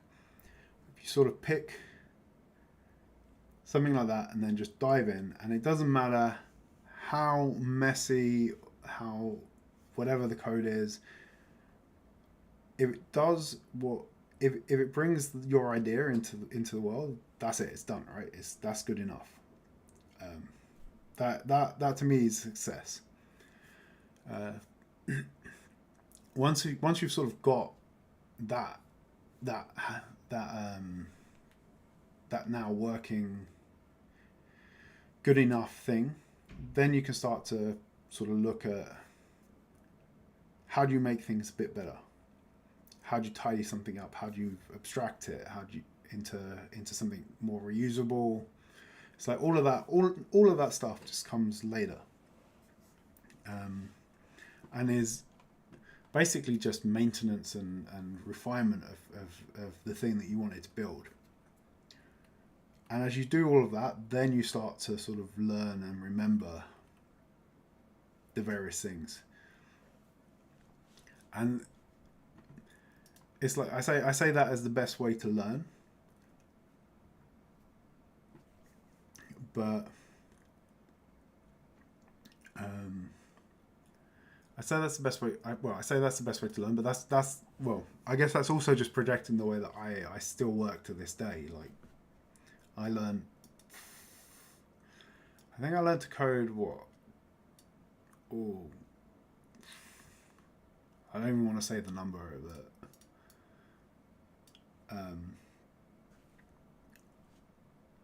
It's well, say at least 2 dozen years ago. It feels smaller that way. It doesn't quite feel so far away, so long ago. Yeah. 2 dozen years sounds like it could have been like a couple of years back, right?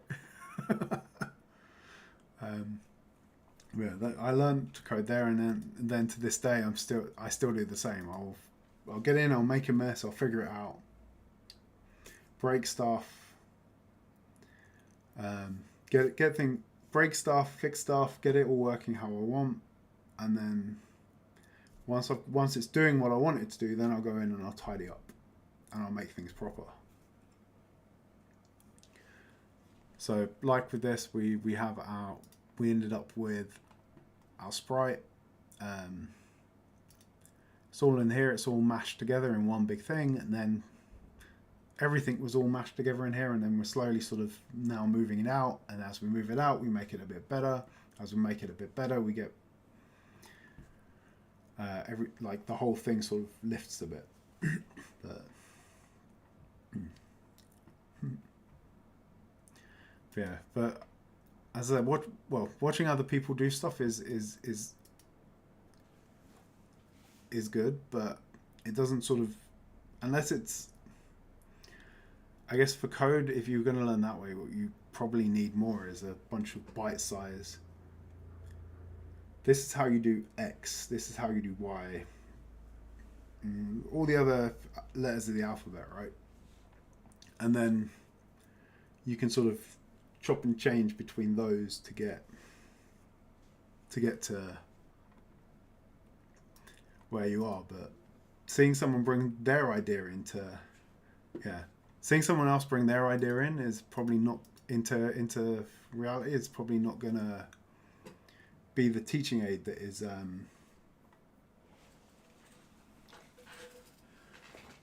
yeah, it's not going to be the teaching aid that it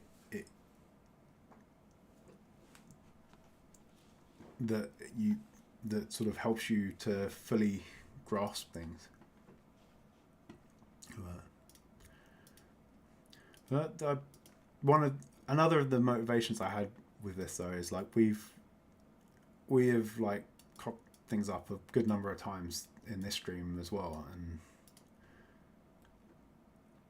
I think to some extent things like that demagicify something.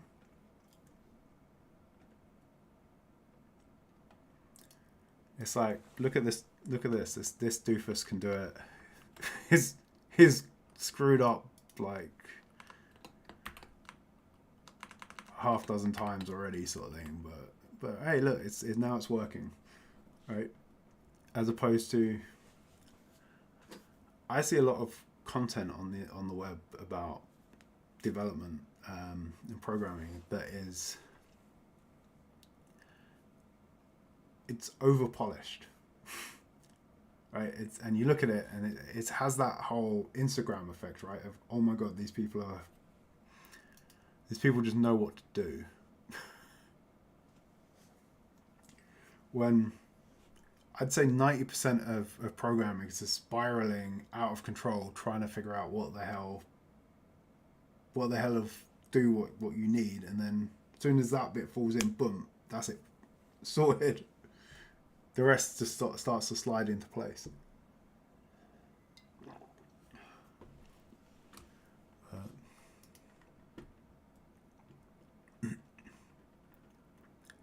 Yeah, that was so that was actually one of my sort of motivations with the streams as well. Is can we build a game and can we record all of the idiot moments that are going to come along with that?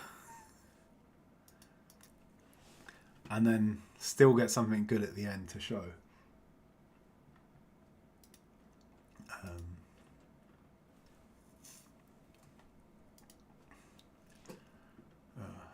And yeah, I'm also hoping that at some point I'll be able to get some help from you guys as well, right? Because at the moment we're building the very foundations of the game. Like we've got a working map. We're working on some animations now, having a controllable character and stuff. Okay, we're gonna very quickly start hitting building out the game itself. So at the moment we're mostly focused on the engine, but we're going to run out of engine soon enough. There's no point in building a load of the engine if we don't know what the game is going to require. So we sort of need to make some decisions around that. And one of the big ones that I've been back and forthing on in my head that I don't know if you guys have any thoughts on, because hey, today is not a day for focus, right? Today is a side quest day. Is how the game will work. So I have two things in mind as to how the battle system in the game can work. One is can we get a good image? No. I want images rather than videos. Okay, how's this one? Yeah. So one is that we can go Zelda style. You get your character, you go running into the dungeon, sword in hand, swinging it around, live sort of combat.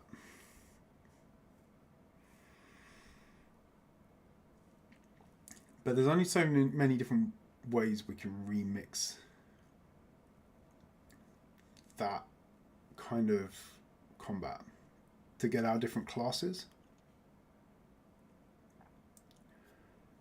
So like we can have like melee fighter. We can have sort of heavy and light armored melee fighters. We can have ranged fighters. Whether or not we can mix that up slightly with, like, is it heavy hitting, slow loading, ranged weaponry? Is it fast firing, low damage, ranged weaponry? So is which will cater for different kinds of play styles, right? So you've got like this, your slow moving, tactical, sniping more sniper sort of approach, and then you've got your running around blasting the crap out of stuff approach, and we can abstract those into different classes. Same with magic. Like, we can have casting, different types of casting. I guess we could maybe go for fire mages and ice mages and things like that.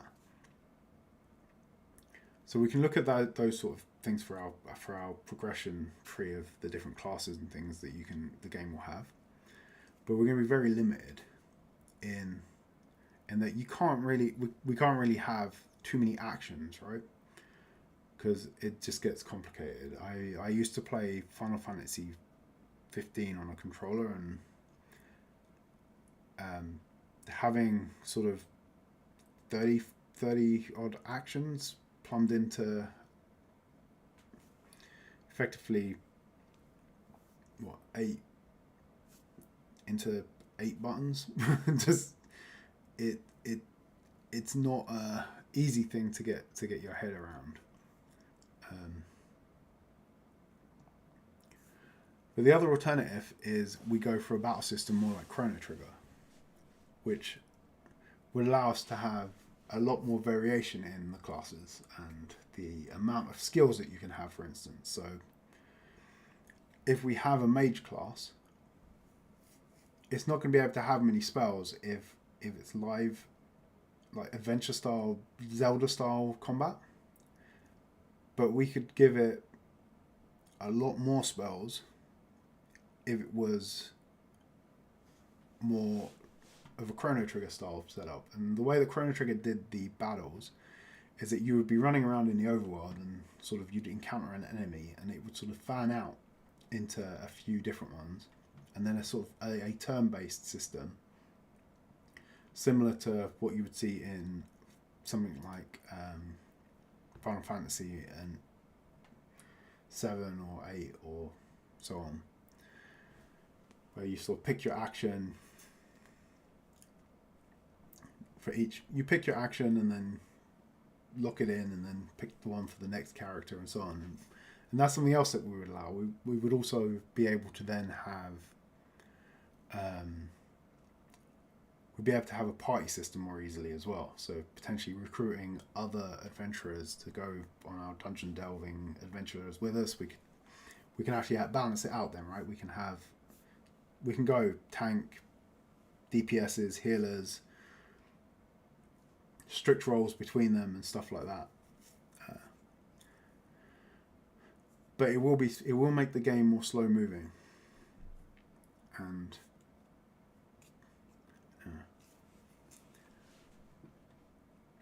but yeah, that's something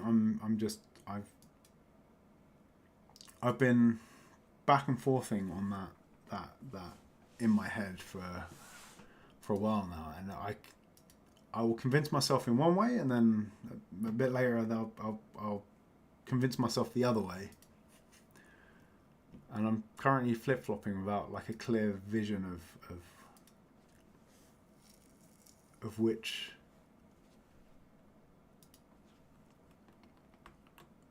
would make for a better game.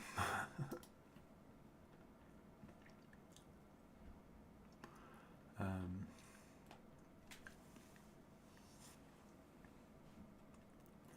mean, I do.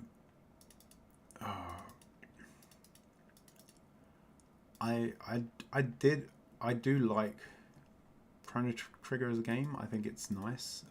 It would make us more roguelike as well. In that one of the things about a roguelike game is that they're very tactical games. And I know some of the roguelites, like Hades and things, have a lot of the. You still get that feeling of the tacticalness, right? Of picking your load out and going in, but yeah. I sort of want to get some other opinions as to like are turn-based battle systems still are they still relevant? Are they still something that people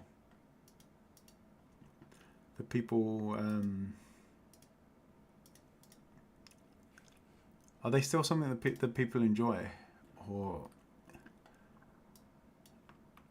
if we're going to do turn-based stuff, should everything now be sort of more real-time action? And remembering this is also going to be a 2D game, so it's going to be the combat will end up a lot less varied than it would for, say, a 3-dimensional game. Yeah, I mean,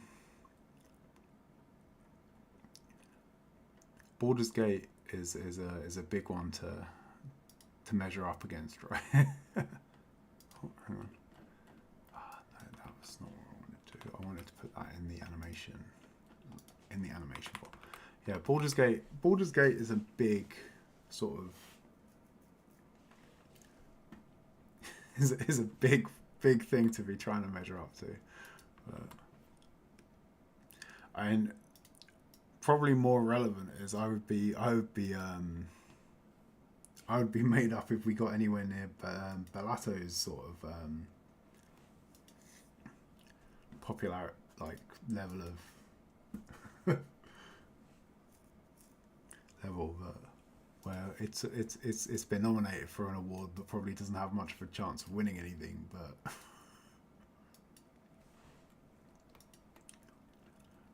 but it's actually quite a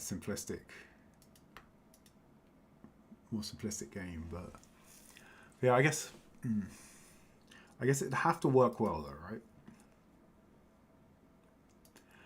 Because the one thing that annoys the hell out of me with pretty much any turn-based game is random encounters. It's like you're just trying to do something. You're trying to get from A to B, and then every few steps, it's like, boom, here we go again. Pulled out of the world, thrown into a very different sort of battle system style screen, and then you got to go through that, and then you get back. It's like that is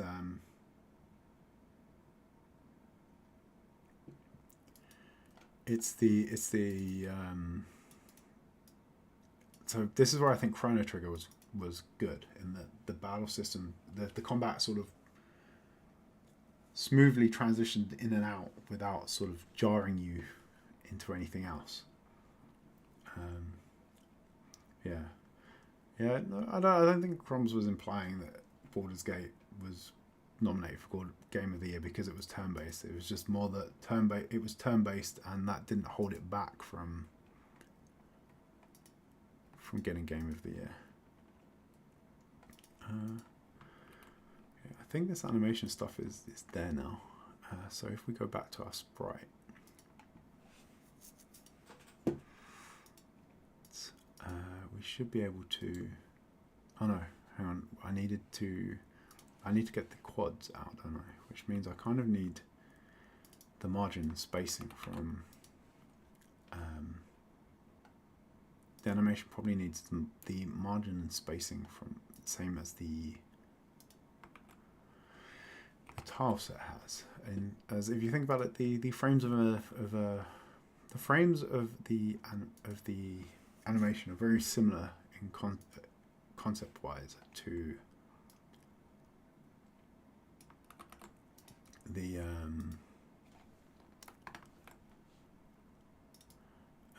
to the tiles of the tile set. I think if we go this way around though, we can put the frames and the frame sets. We can make these optional.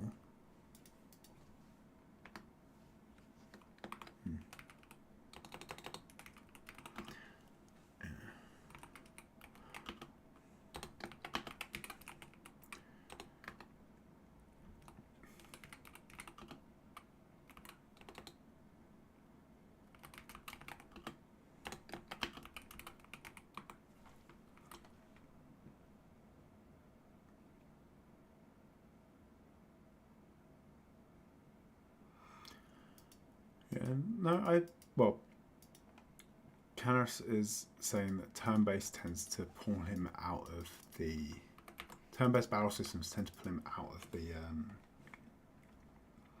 overall experience of a game. Yeah, I think Baldur's Gate is also probably a Baldur's Gate is probably also a good example of the same. I think it has the same thing that going for it that Chrono Trigger did, right? And that you meet some enemies in the world, you interact with them. That kicks off into a fight. All of that is in the world, right? It's not sort of some random.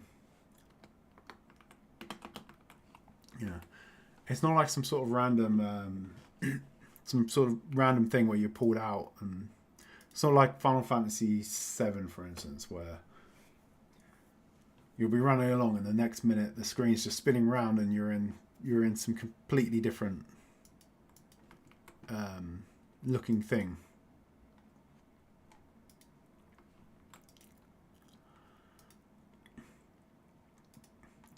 You stay where you are, and anything that happens to the environment remains in the environment. So if you blow up a barrel, the barrel is blown up, right? Those are the things that I'm sort of. I think that's the sort of thing we would want from a turn-based battle system.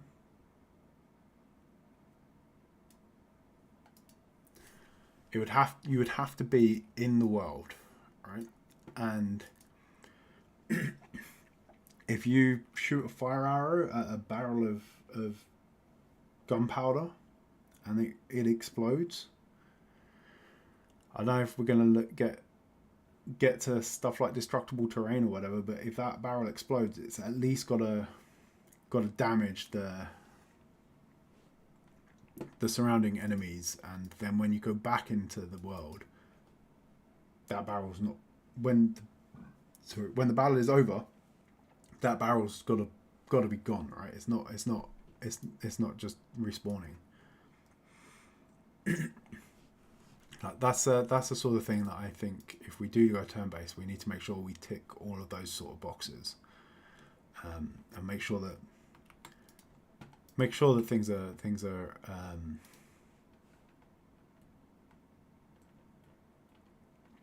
sensible.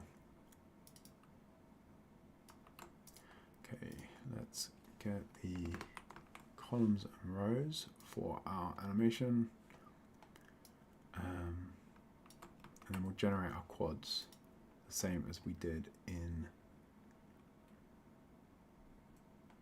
here. And the image height, width and height,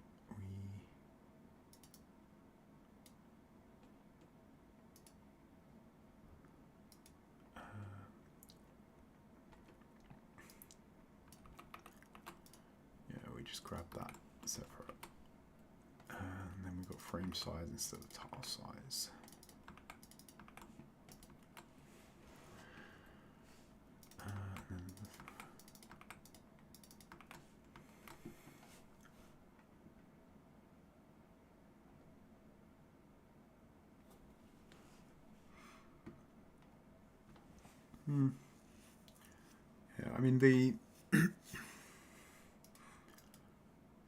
Yeah, I mean turn-based is, well,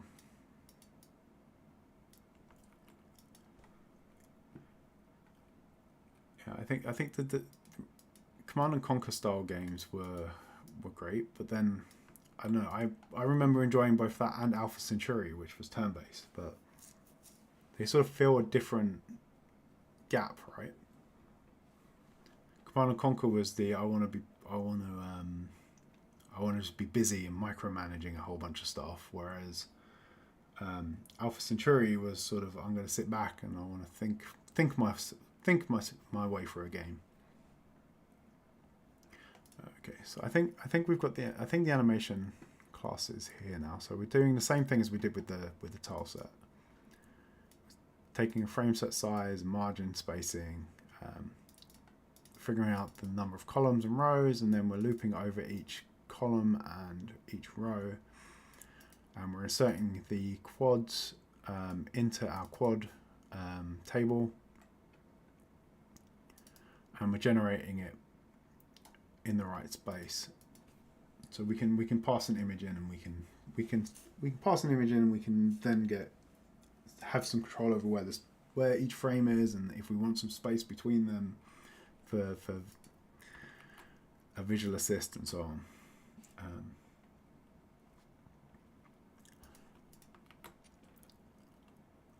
Yeah, I think if we do the turn based, what we're gonna I think the enemies will have to. I think we'll need a lot of stuff similar to an action game. So like, effectively being able to sort of, if we can stealthily sneak past things and avoid combat, that we'll need all of those sort of decisions still there, but.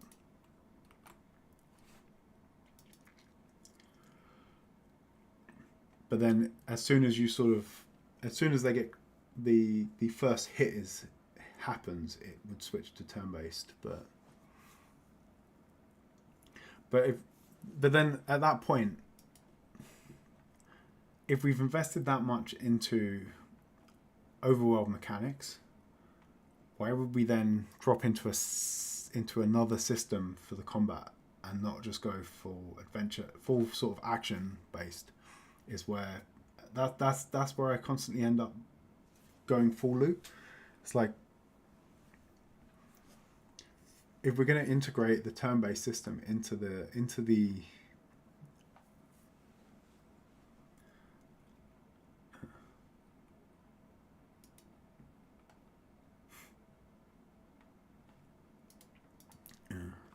if we're gonna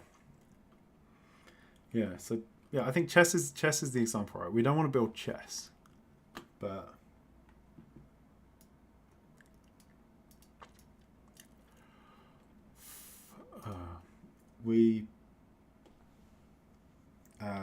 what we do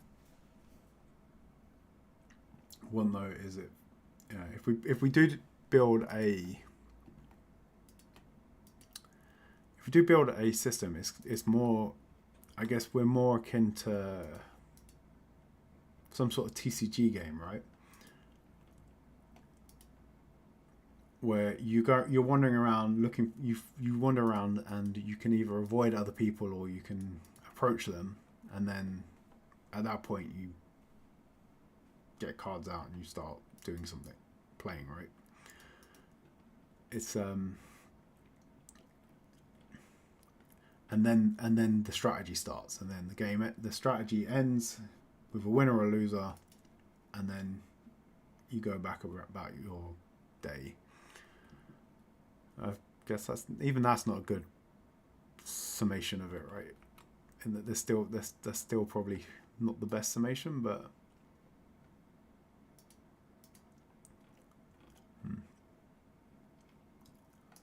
yeah, it's difficult. I'm not. It's one of those things that I can't quite wrap my head around how best to model it.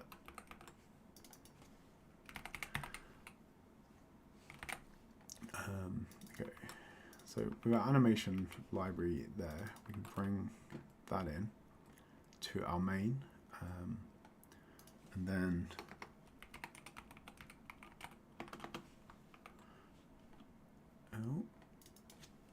animation equals animation dot new, and then we will have the sprite image, and for frames we've got 2 frames, but we can actually specify them as index 1, duration 0.3.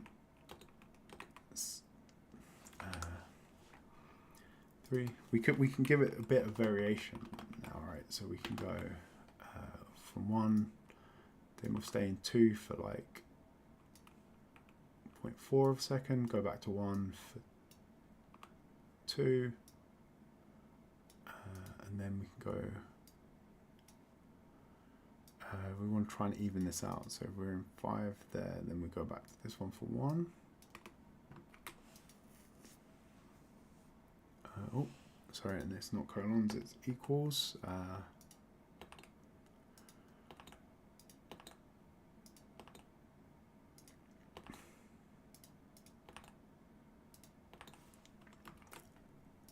Yeah, so that.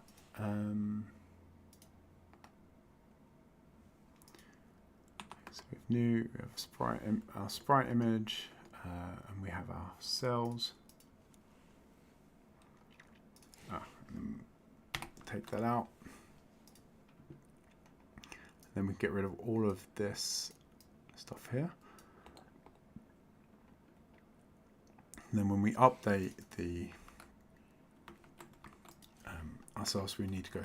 We also need to update self dot animation dot update with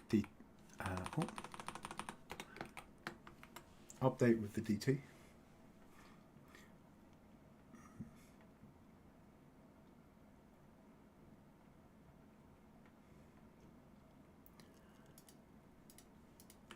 Yeah, I think it's definitely, I think, going to take me a while before I can fully wrap my head around what we're doing with the combat.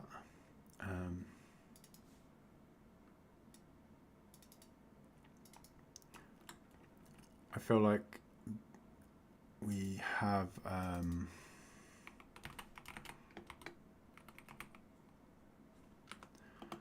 feel like there's a lot we could do, and I feel like potentially the choice is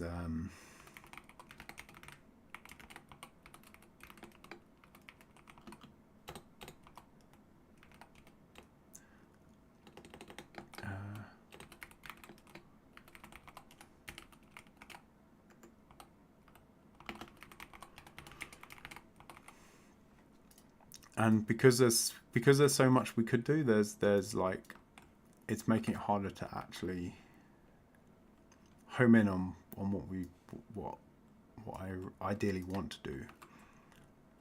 And then put this, well, so we've now got our animation assigned to both of our sprites, and then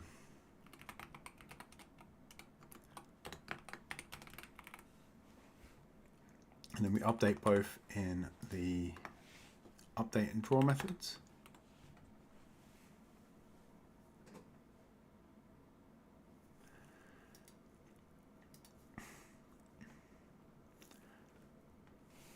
Yeah, so I think the sort of lore I have in my head is that the dungeon is like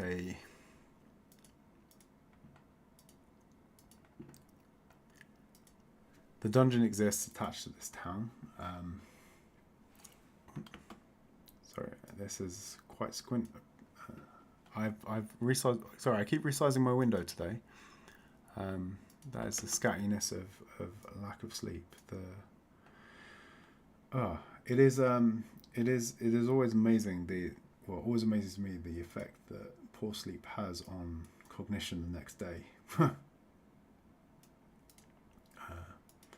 unfortunately, I am dealing with that live on stream in front of you guys, but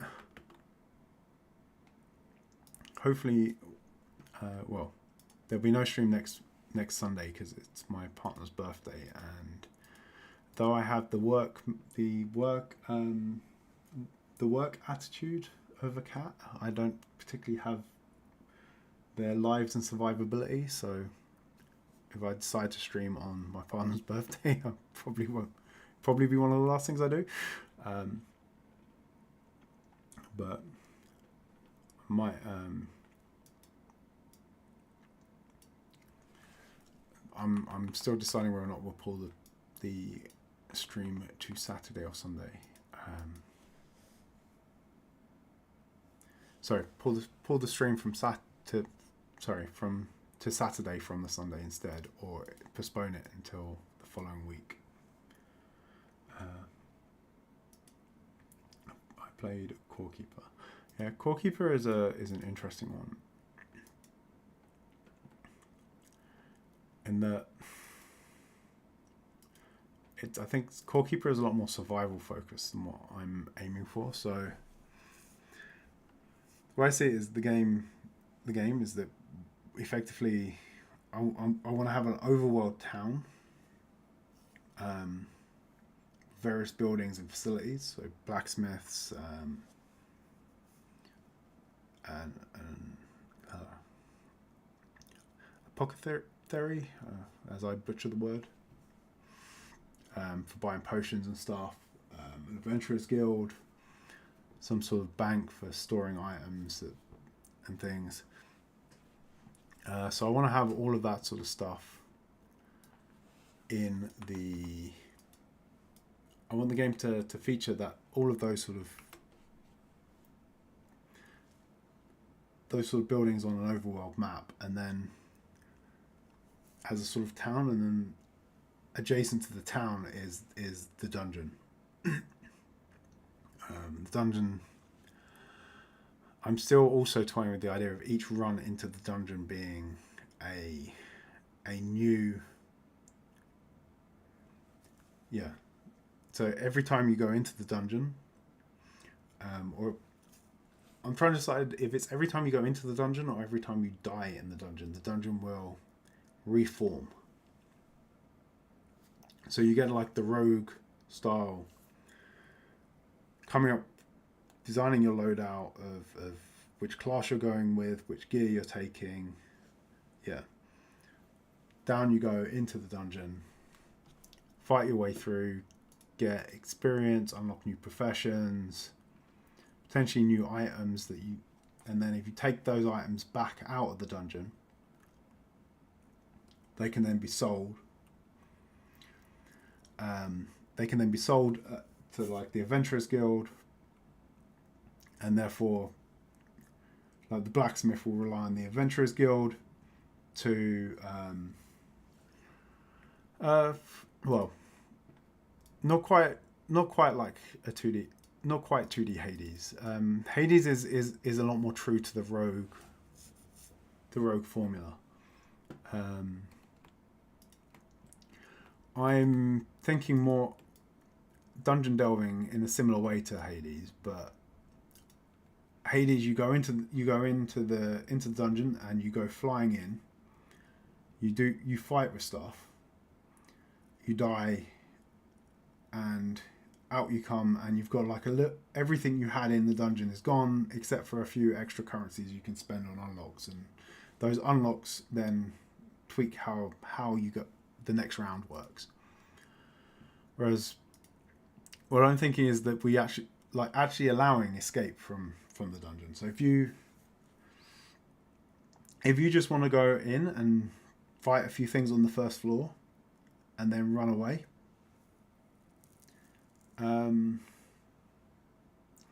then you can do that, and you can leave and you can go and sell the stuff that you found, sell the equipment. Sorry, sell all the stuff that the monster drops, etc. And you can sell that to the Adventurers Guild, for instance. And I want to try and get it so that, like, the the blacksmith will have armor for you, but it will have some basic stuff at the beginning, and then everything else will be determined on what you bring out of the dungeon.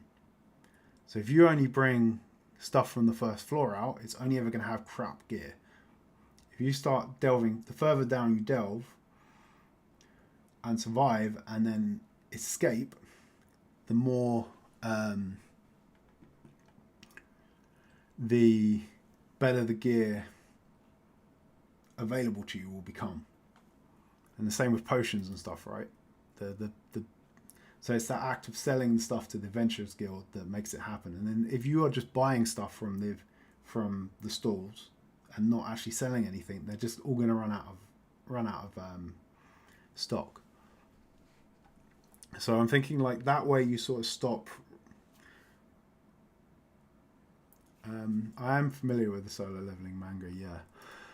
But so yeah, it is kind of similar to what was going on there, I guess, except for the fact that I want to also have the concept of classes and class switching and class unlocking. So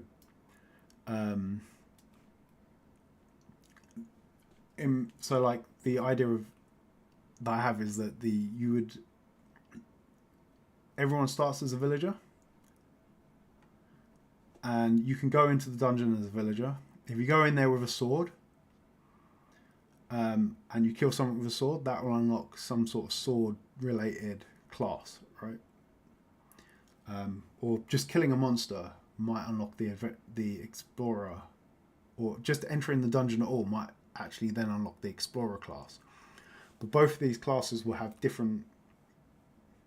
their own level, and as the level increases, the amount of abilities that you have access to will also change.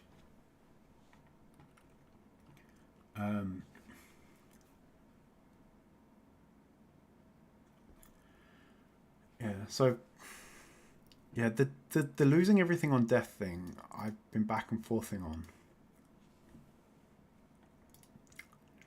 So I quite like the idea of like there needs to be a punishment for dying.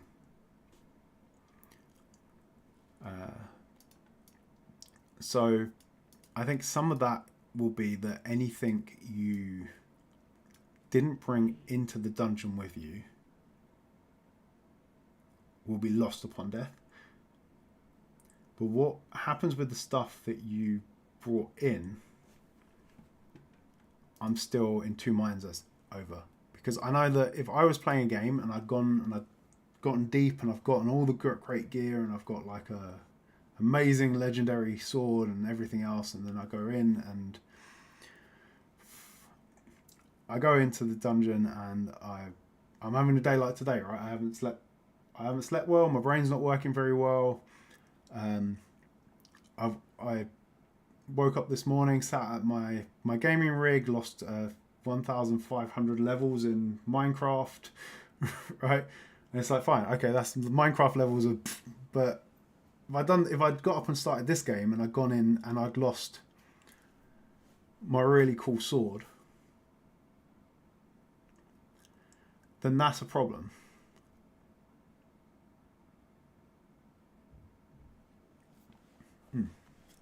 That's the sort of moment where I look at the game and I'm like, do I even want to play this anymore?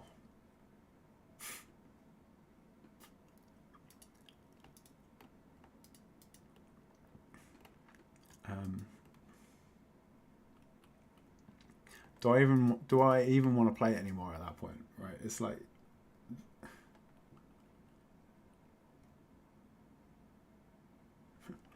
yeah, but yeah, it's like losing a sword in Minecraft. It's like, fine, it takes next to no time to make a new one. But if you don't have, but Minecraft has a very small tier of weapons and a very small selection of weapons and things, right? So it's not.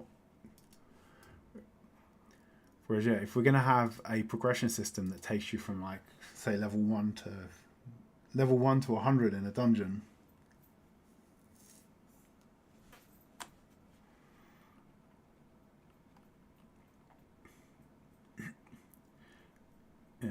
if you lose the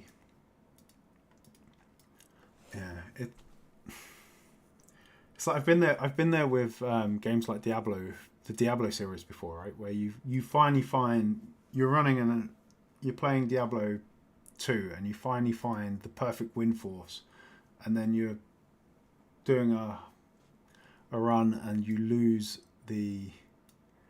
It's like if I died somewhere where I could not get back to retrieve that bow, I would have rage quit that game.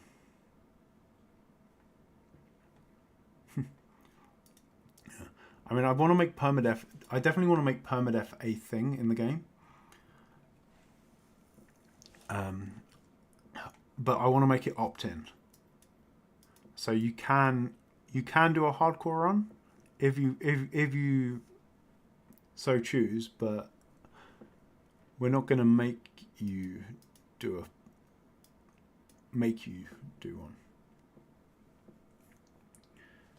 And I have some ideas around sort of lore based stuff we could use to cover that that decision as well, in a way that you can sort of go in hardcore, and then at some point later on, if you decide, you can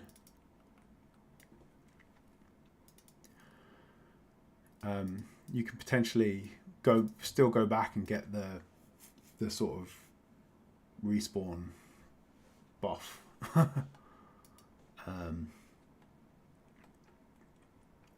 Just for like, I don't know, if you've got so far and you've gone so far with it that losing it would be terrible, but you should be definitely beating the game with I definitely want to have an achievement in there for beating the game without the respawning thing, but I don't want to sort of make it too harsh.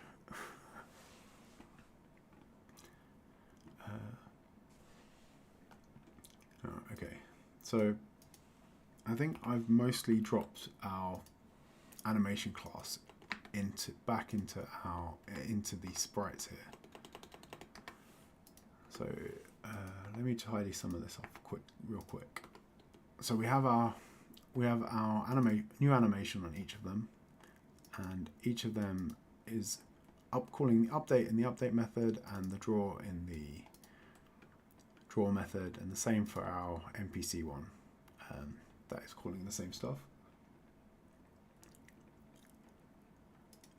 And then if we now, moment of truth, if we run the game,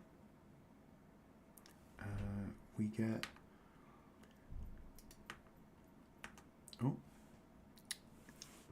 if we run the game, we get something quite weird. So somehow we are rendering the wrong frames. So, okay, I feel like that's potentially a configuration problem, right? So the idea was each of these would have a different sort of duration for these. I want to try and mix up the duration on the animation sprites just to make sure it's working, but it looks like it was working, but it was not loading enough frames.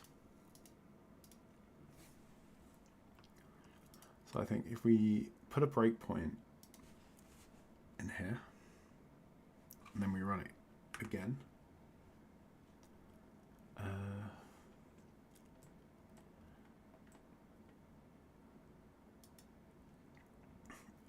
we probably want to check how things look at the end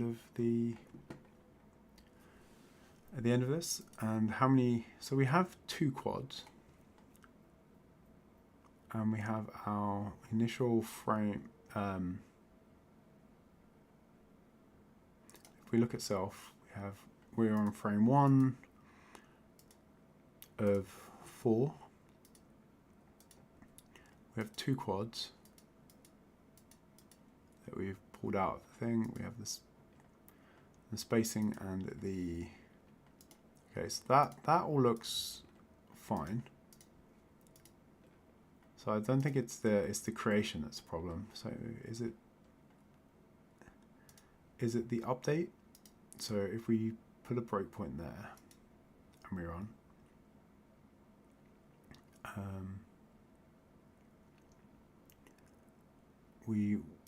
and then if we put in a watch of self dot frame, this will tell us what that value is at each.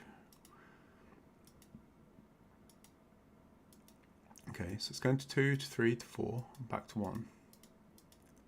So it's cycling quite well as expected.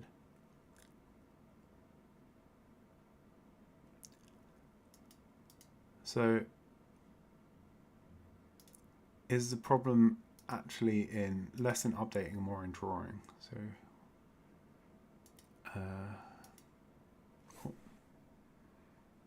so here we go, frame dot index. So we've got frame dot index is 2.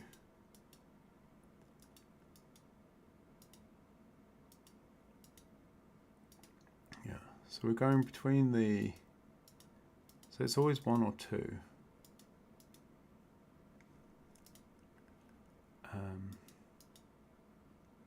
So it seems to be visible for 2, but not for 1.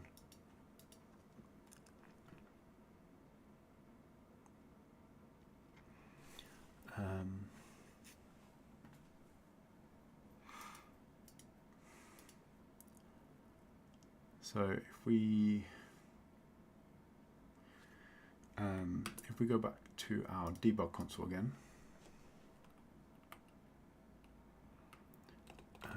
self dot quads 1 dot get view, what was it called? Get viewport, I think it was, wasn't it? Yeah, get viewport.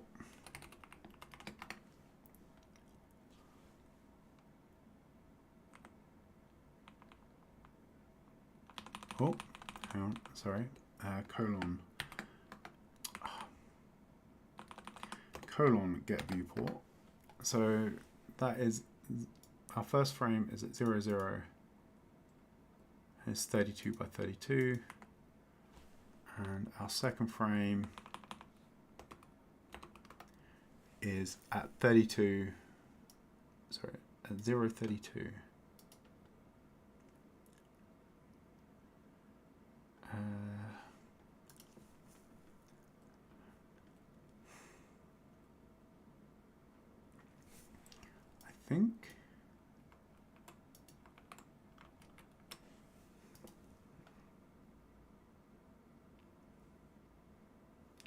I think we've got this weird transposing thing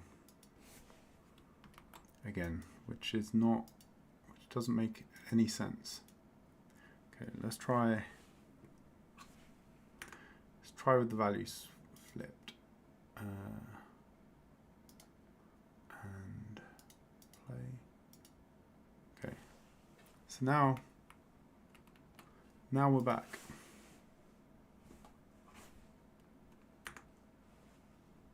Yeah, now it's working. But we needed to flip it for the tiles.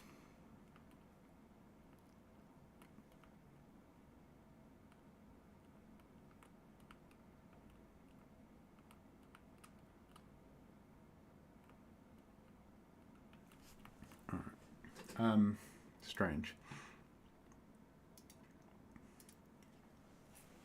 Okay, well, but it is working, and I'll take that for now.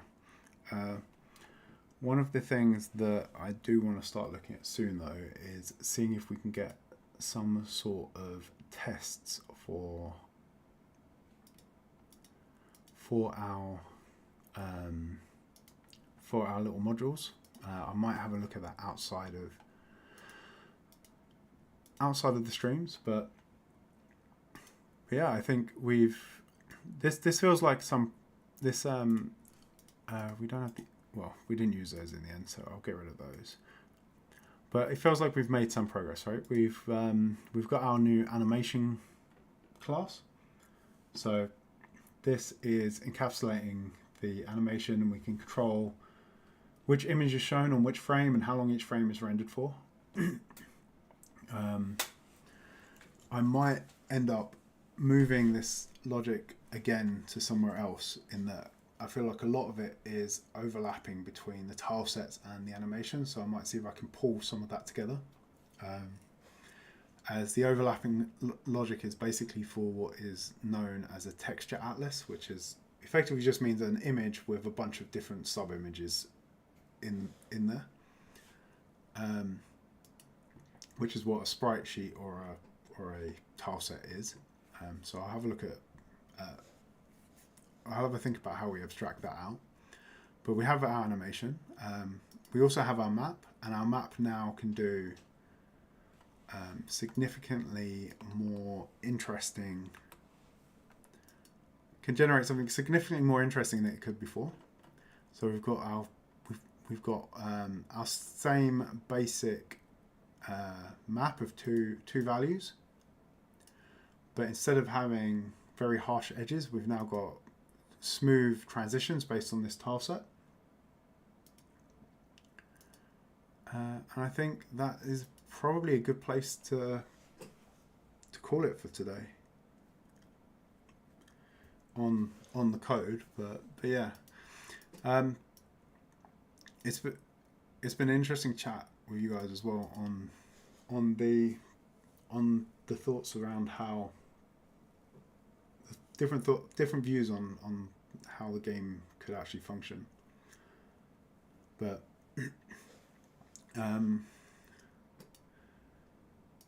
my sort of vision for it though is that I probably should have made this a bit bigger for you guys as well. Sorry. My vision though is that how I want the main fundamental game loop to function in this game is that you start in the overworld, you effectively have a look, you choose your loadout of class and weapons, and then you venture into the dungeon. And your goal once you go in there is to push as far as you can without dying and get back alive. And I want that returning alive to be the bit that is highly rewarded. And then each run, when you get out of the dungeon, you go to the Adventurers Guild or the Delvers Guild or Explorers Guild, whatever we end up calling it, but some sort of guild, and you sell all the stuff that you got, that you managed to bring back. And I think that as well will be part of it, in that you're going to have to decide what you're bringing back because of volume. I think we'll have some sort of dimensional storage, but we'll have it restricted on volume and weight. So you can only bring so much back, and then that stuff, so you pick and choose what you bring, and you sell that stuff to the Adventurers Guild, who then distribute that amongst the other the facilities within the town. So if you venture down deep and you pick up I don't know, mithril, and you bring that back and you sell that to the Adventurers Guild, the Adventurers Guild will make that available to, say, the blacksmith, who can, and then at that point, if there is enough mithril, then a mithril swords would become available, for instance. But not until the materials that are required for that are all brought back and available at the guild. And the guild will then pay you for that stuff, which you then pay to the blacksmith, which then buys the materials, and effectively the money doesn't amass, it sort of disappears unless you're really grinding and like going in over and over and grabbing stuff and coming back and selling. But then I think the weapons and things will probably need some sort of durability system to make sure that you're burnt, like you're not amassing it. Yeah. But the story behind it, though, that I have in my head is that the goal is to get down to the bottom, um, and take out the dungeon's master. And once the dungeon's sort of master is taken out, the dungeon will fall idle, sort of thing. But the drive behind that I have in my head is something around the like borrowing from a standard sort of isekai anime plot, is that when a dungeon is neglected, monsters will amass and then they'll pour out and destroy the town. But as you sort of delve down to through the levels, I'm thinking every so many levels we will have a boss. But also as the levels are generated, I want to use procedural generation so that each time you play the levels are different. But I want there to be lore elements in there that explain why the dungeon is there, where it came from, what's behind it.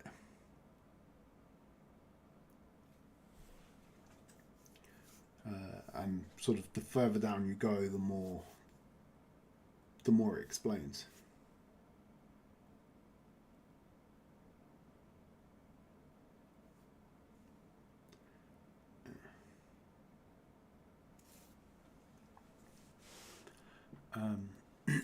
The only problem I have with that, though, is that then puts a end to. That then means that the game has an end.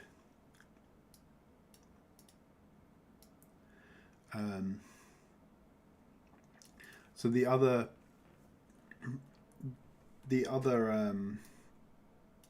so I'm thinking like it's like the dungeon has to survive your conquering it, so that you have an opportunity. Then I'm thinking after conquering it, that will give you quite a large reward. So I'm thinking dungeon conquering will provide either a form of a form of currency, or just a hard increment, or like a randomly decided boon for the character, or a currency to buy those boons that will then that will then allow you to start mixing and matching different classes. So I was thinking initially we have things locked to one class, but then after defeating the dungeon for the first time, potentially the dungeon gets a bit harder and you become able to run two different classes at once.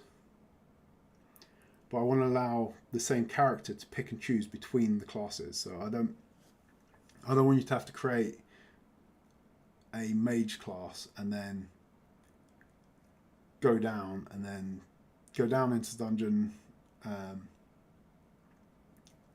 come back and then create a new character, like a new warrior class, for instance. I want to allow people to balance it out.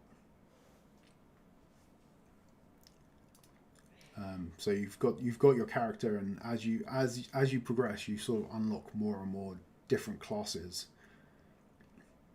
and therefore you can go down again with the different classes, and then eventually allow sort of mixing and matching those classes to some extent.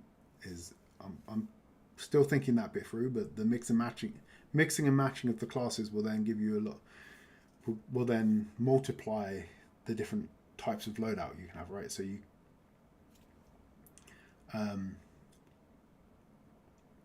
in that you go from n classes to n squared combinations. And then if you allow a combination of 3, you're now up to n cubed combinations of the different classes. So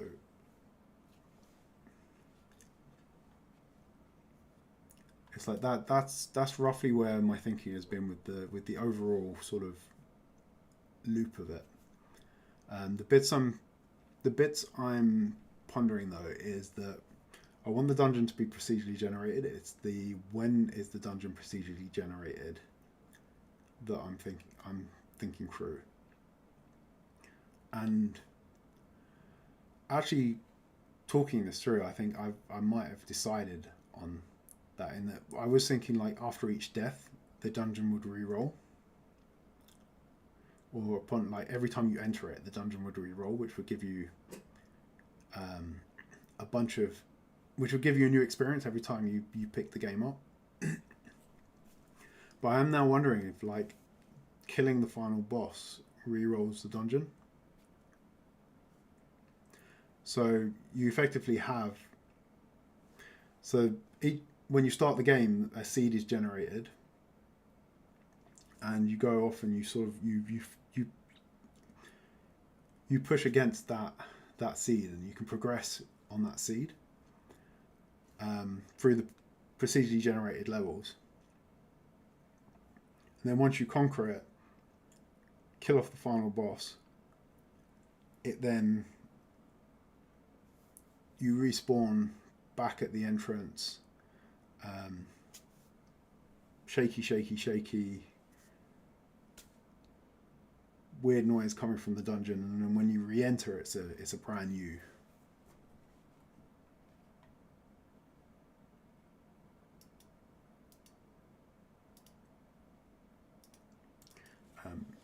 Yeah, and then every time you beat the final boss, brand new dungeon.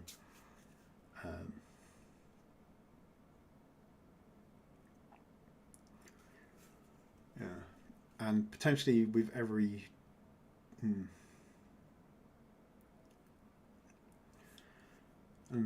Yeah, and I don't think I really need to ramp the difficulty up each time, right? Because I mean, maybe that's the currency. Maybe the currency allows you to make choices, and one of that could be that you increase the difficulty of the dungeon and therefore the rewards.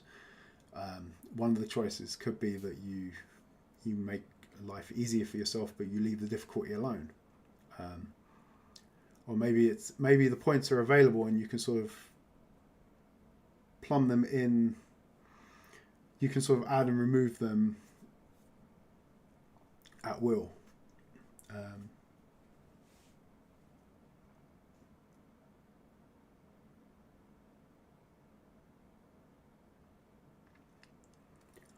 But yeah, I want to kind of keep the character available so that you still have all the stuff you find, all the stuff that you pick up.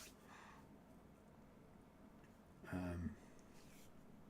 can keep going back in different classes, reuse different gear. And I guess it's less actually, when I think about it, it's less rogue inspired and probably more akin to something like Diablo, where you venture down into the catacombs, hunt for gear, different kind of gear drops, you come back, gear up, go down, keep going, and you push down until you kill the final boss. But the game doesn't end there, right? You can still keep. Your character remains, and you can still take all the gear that you have, and you can go down again. But the bit I want to do differently is that instead of like initially being faced with the choice of, do I want to play Barbarian, Amazon, or Enchantress, right, from Diablo 2, why not have one character that can switch hats between them, which is something I think that Guild Wars 2 did quite well. That you could, well, um, that you could sort of switch your profession and have. I think that was the one. You could switch your profession between the different things, or especially I think Final Fantasy 15 does it well, and that you can basically swap you unlock various classes, and you can switch between them at will. But every time you switch from one class to the other, each class has its own experience, and therefore, if you level up your warrior and then you switch to bard, you're starting at a level 0 bard, and you can level that up. And then if you want to, you can switch back to your warrior, and you'll be back at the level you were at. So I want to try and incorporate some of that sort of some of that into it. So you create your character, and I want people to care about the character they create, right? I don't want them to just be a throwaway thing that they've created to just try out a different loadout of their skills. I want them to keep finessing the same character and looking at different ways that they can tackle the dungeon with that character. But yeah, so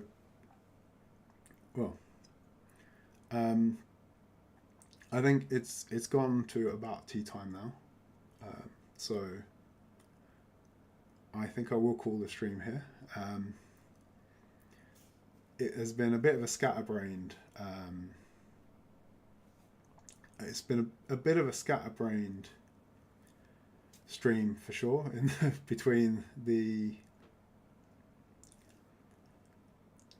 lack of sleep and the randomness, but we did actually manage to come up with a pretty cool concept for the maps. I don't think I've ever seen this in any of the games I've played. So yeah, if you guys do know of anything else that's using a similar system, let me know, because I can probably go and see what they did and get a bunch of better ideas on how it should work than what I did.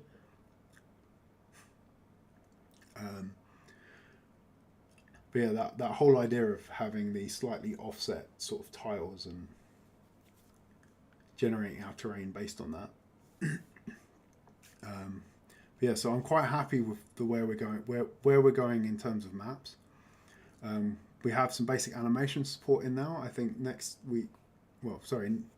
stream, which will either be potentially next Saturday or it will be the following Sunday, but it definitely will not be next Sunday. We will look at abstracting away our game objects a bit more. And then we can actually start to look at fleshing out the features we need to actually build the game we were just talking about. So thank you all for joining me. Thank you all for sitting through the very long sort of rambling explanation at the end. And if you have liked the video, give it a thumbs up. If you want to join us for the next one, then give the channel a subscription and hit the notification bell. And I will see you all either in the next one of these or on Wednesday for some Minecraft. If I can remember the command for and on Wednesday on the other channel for some Minecraft. And if I don't see you there, hopefully I will see you in the next Craft and Crawl episode. Bye.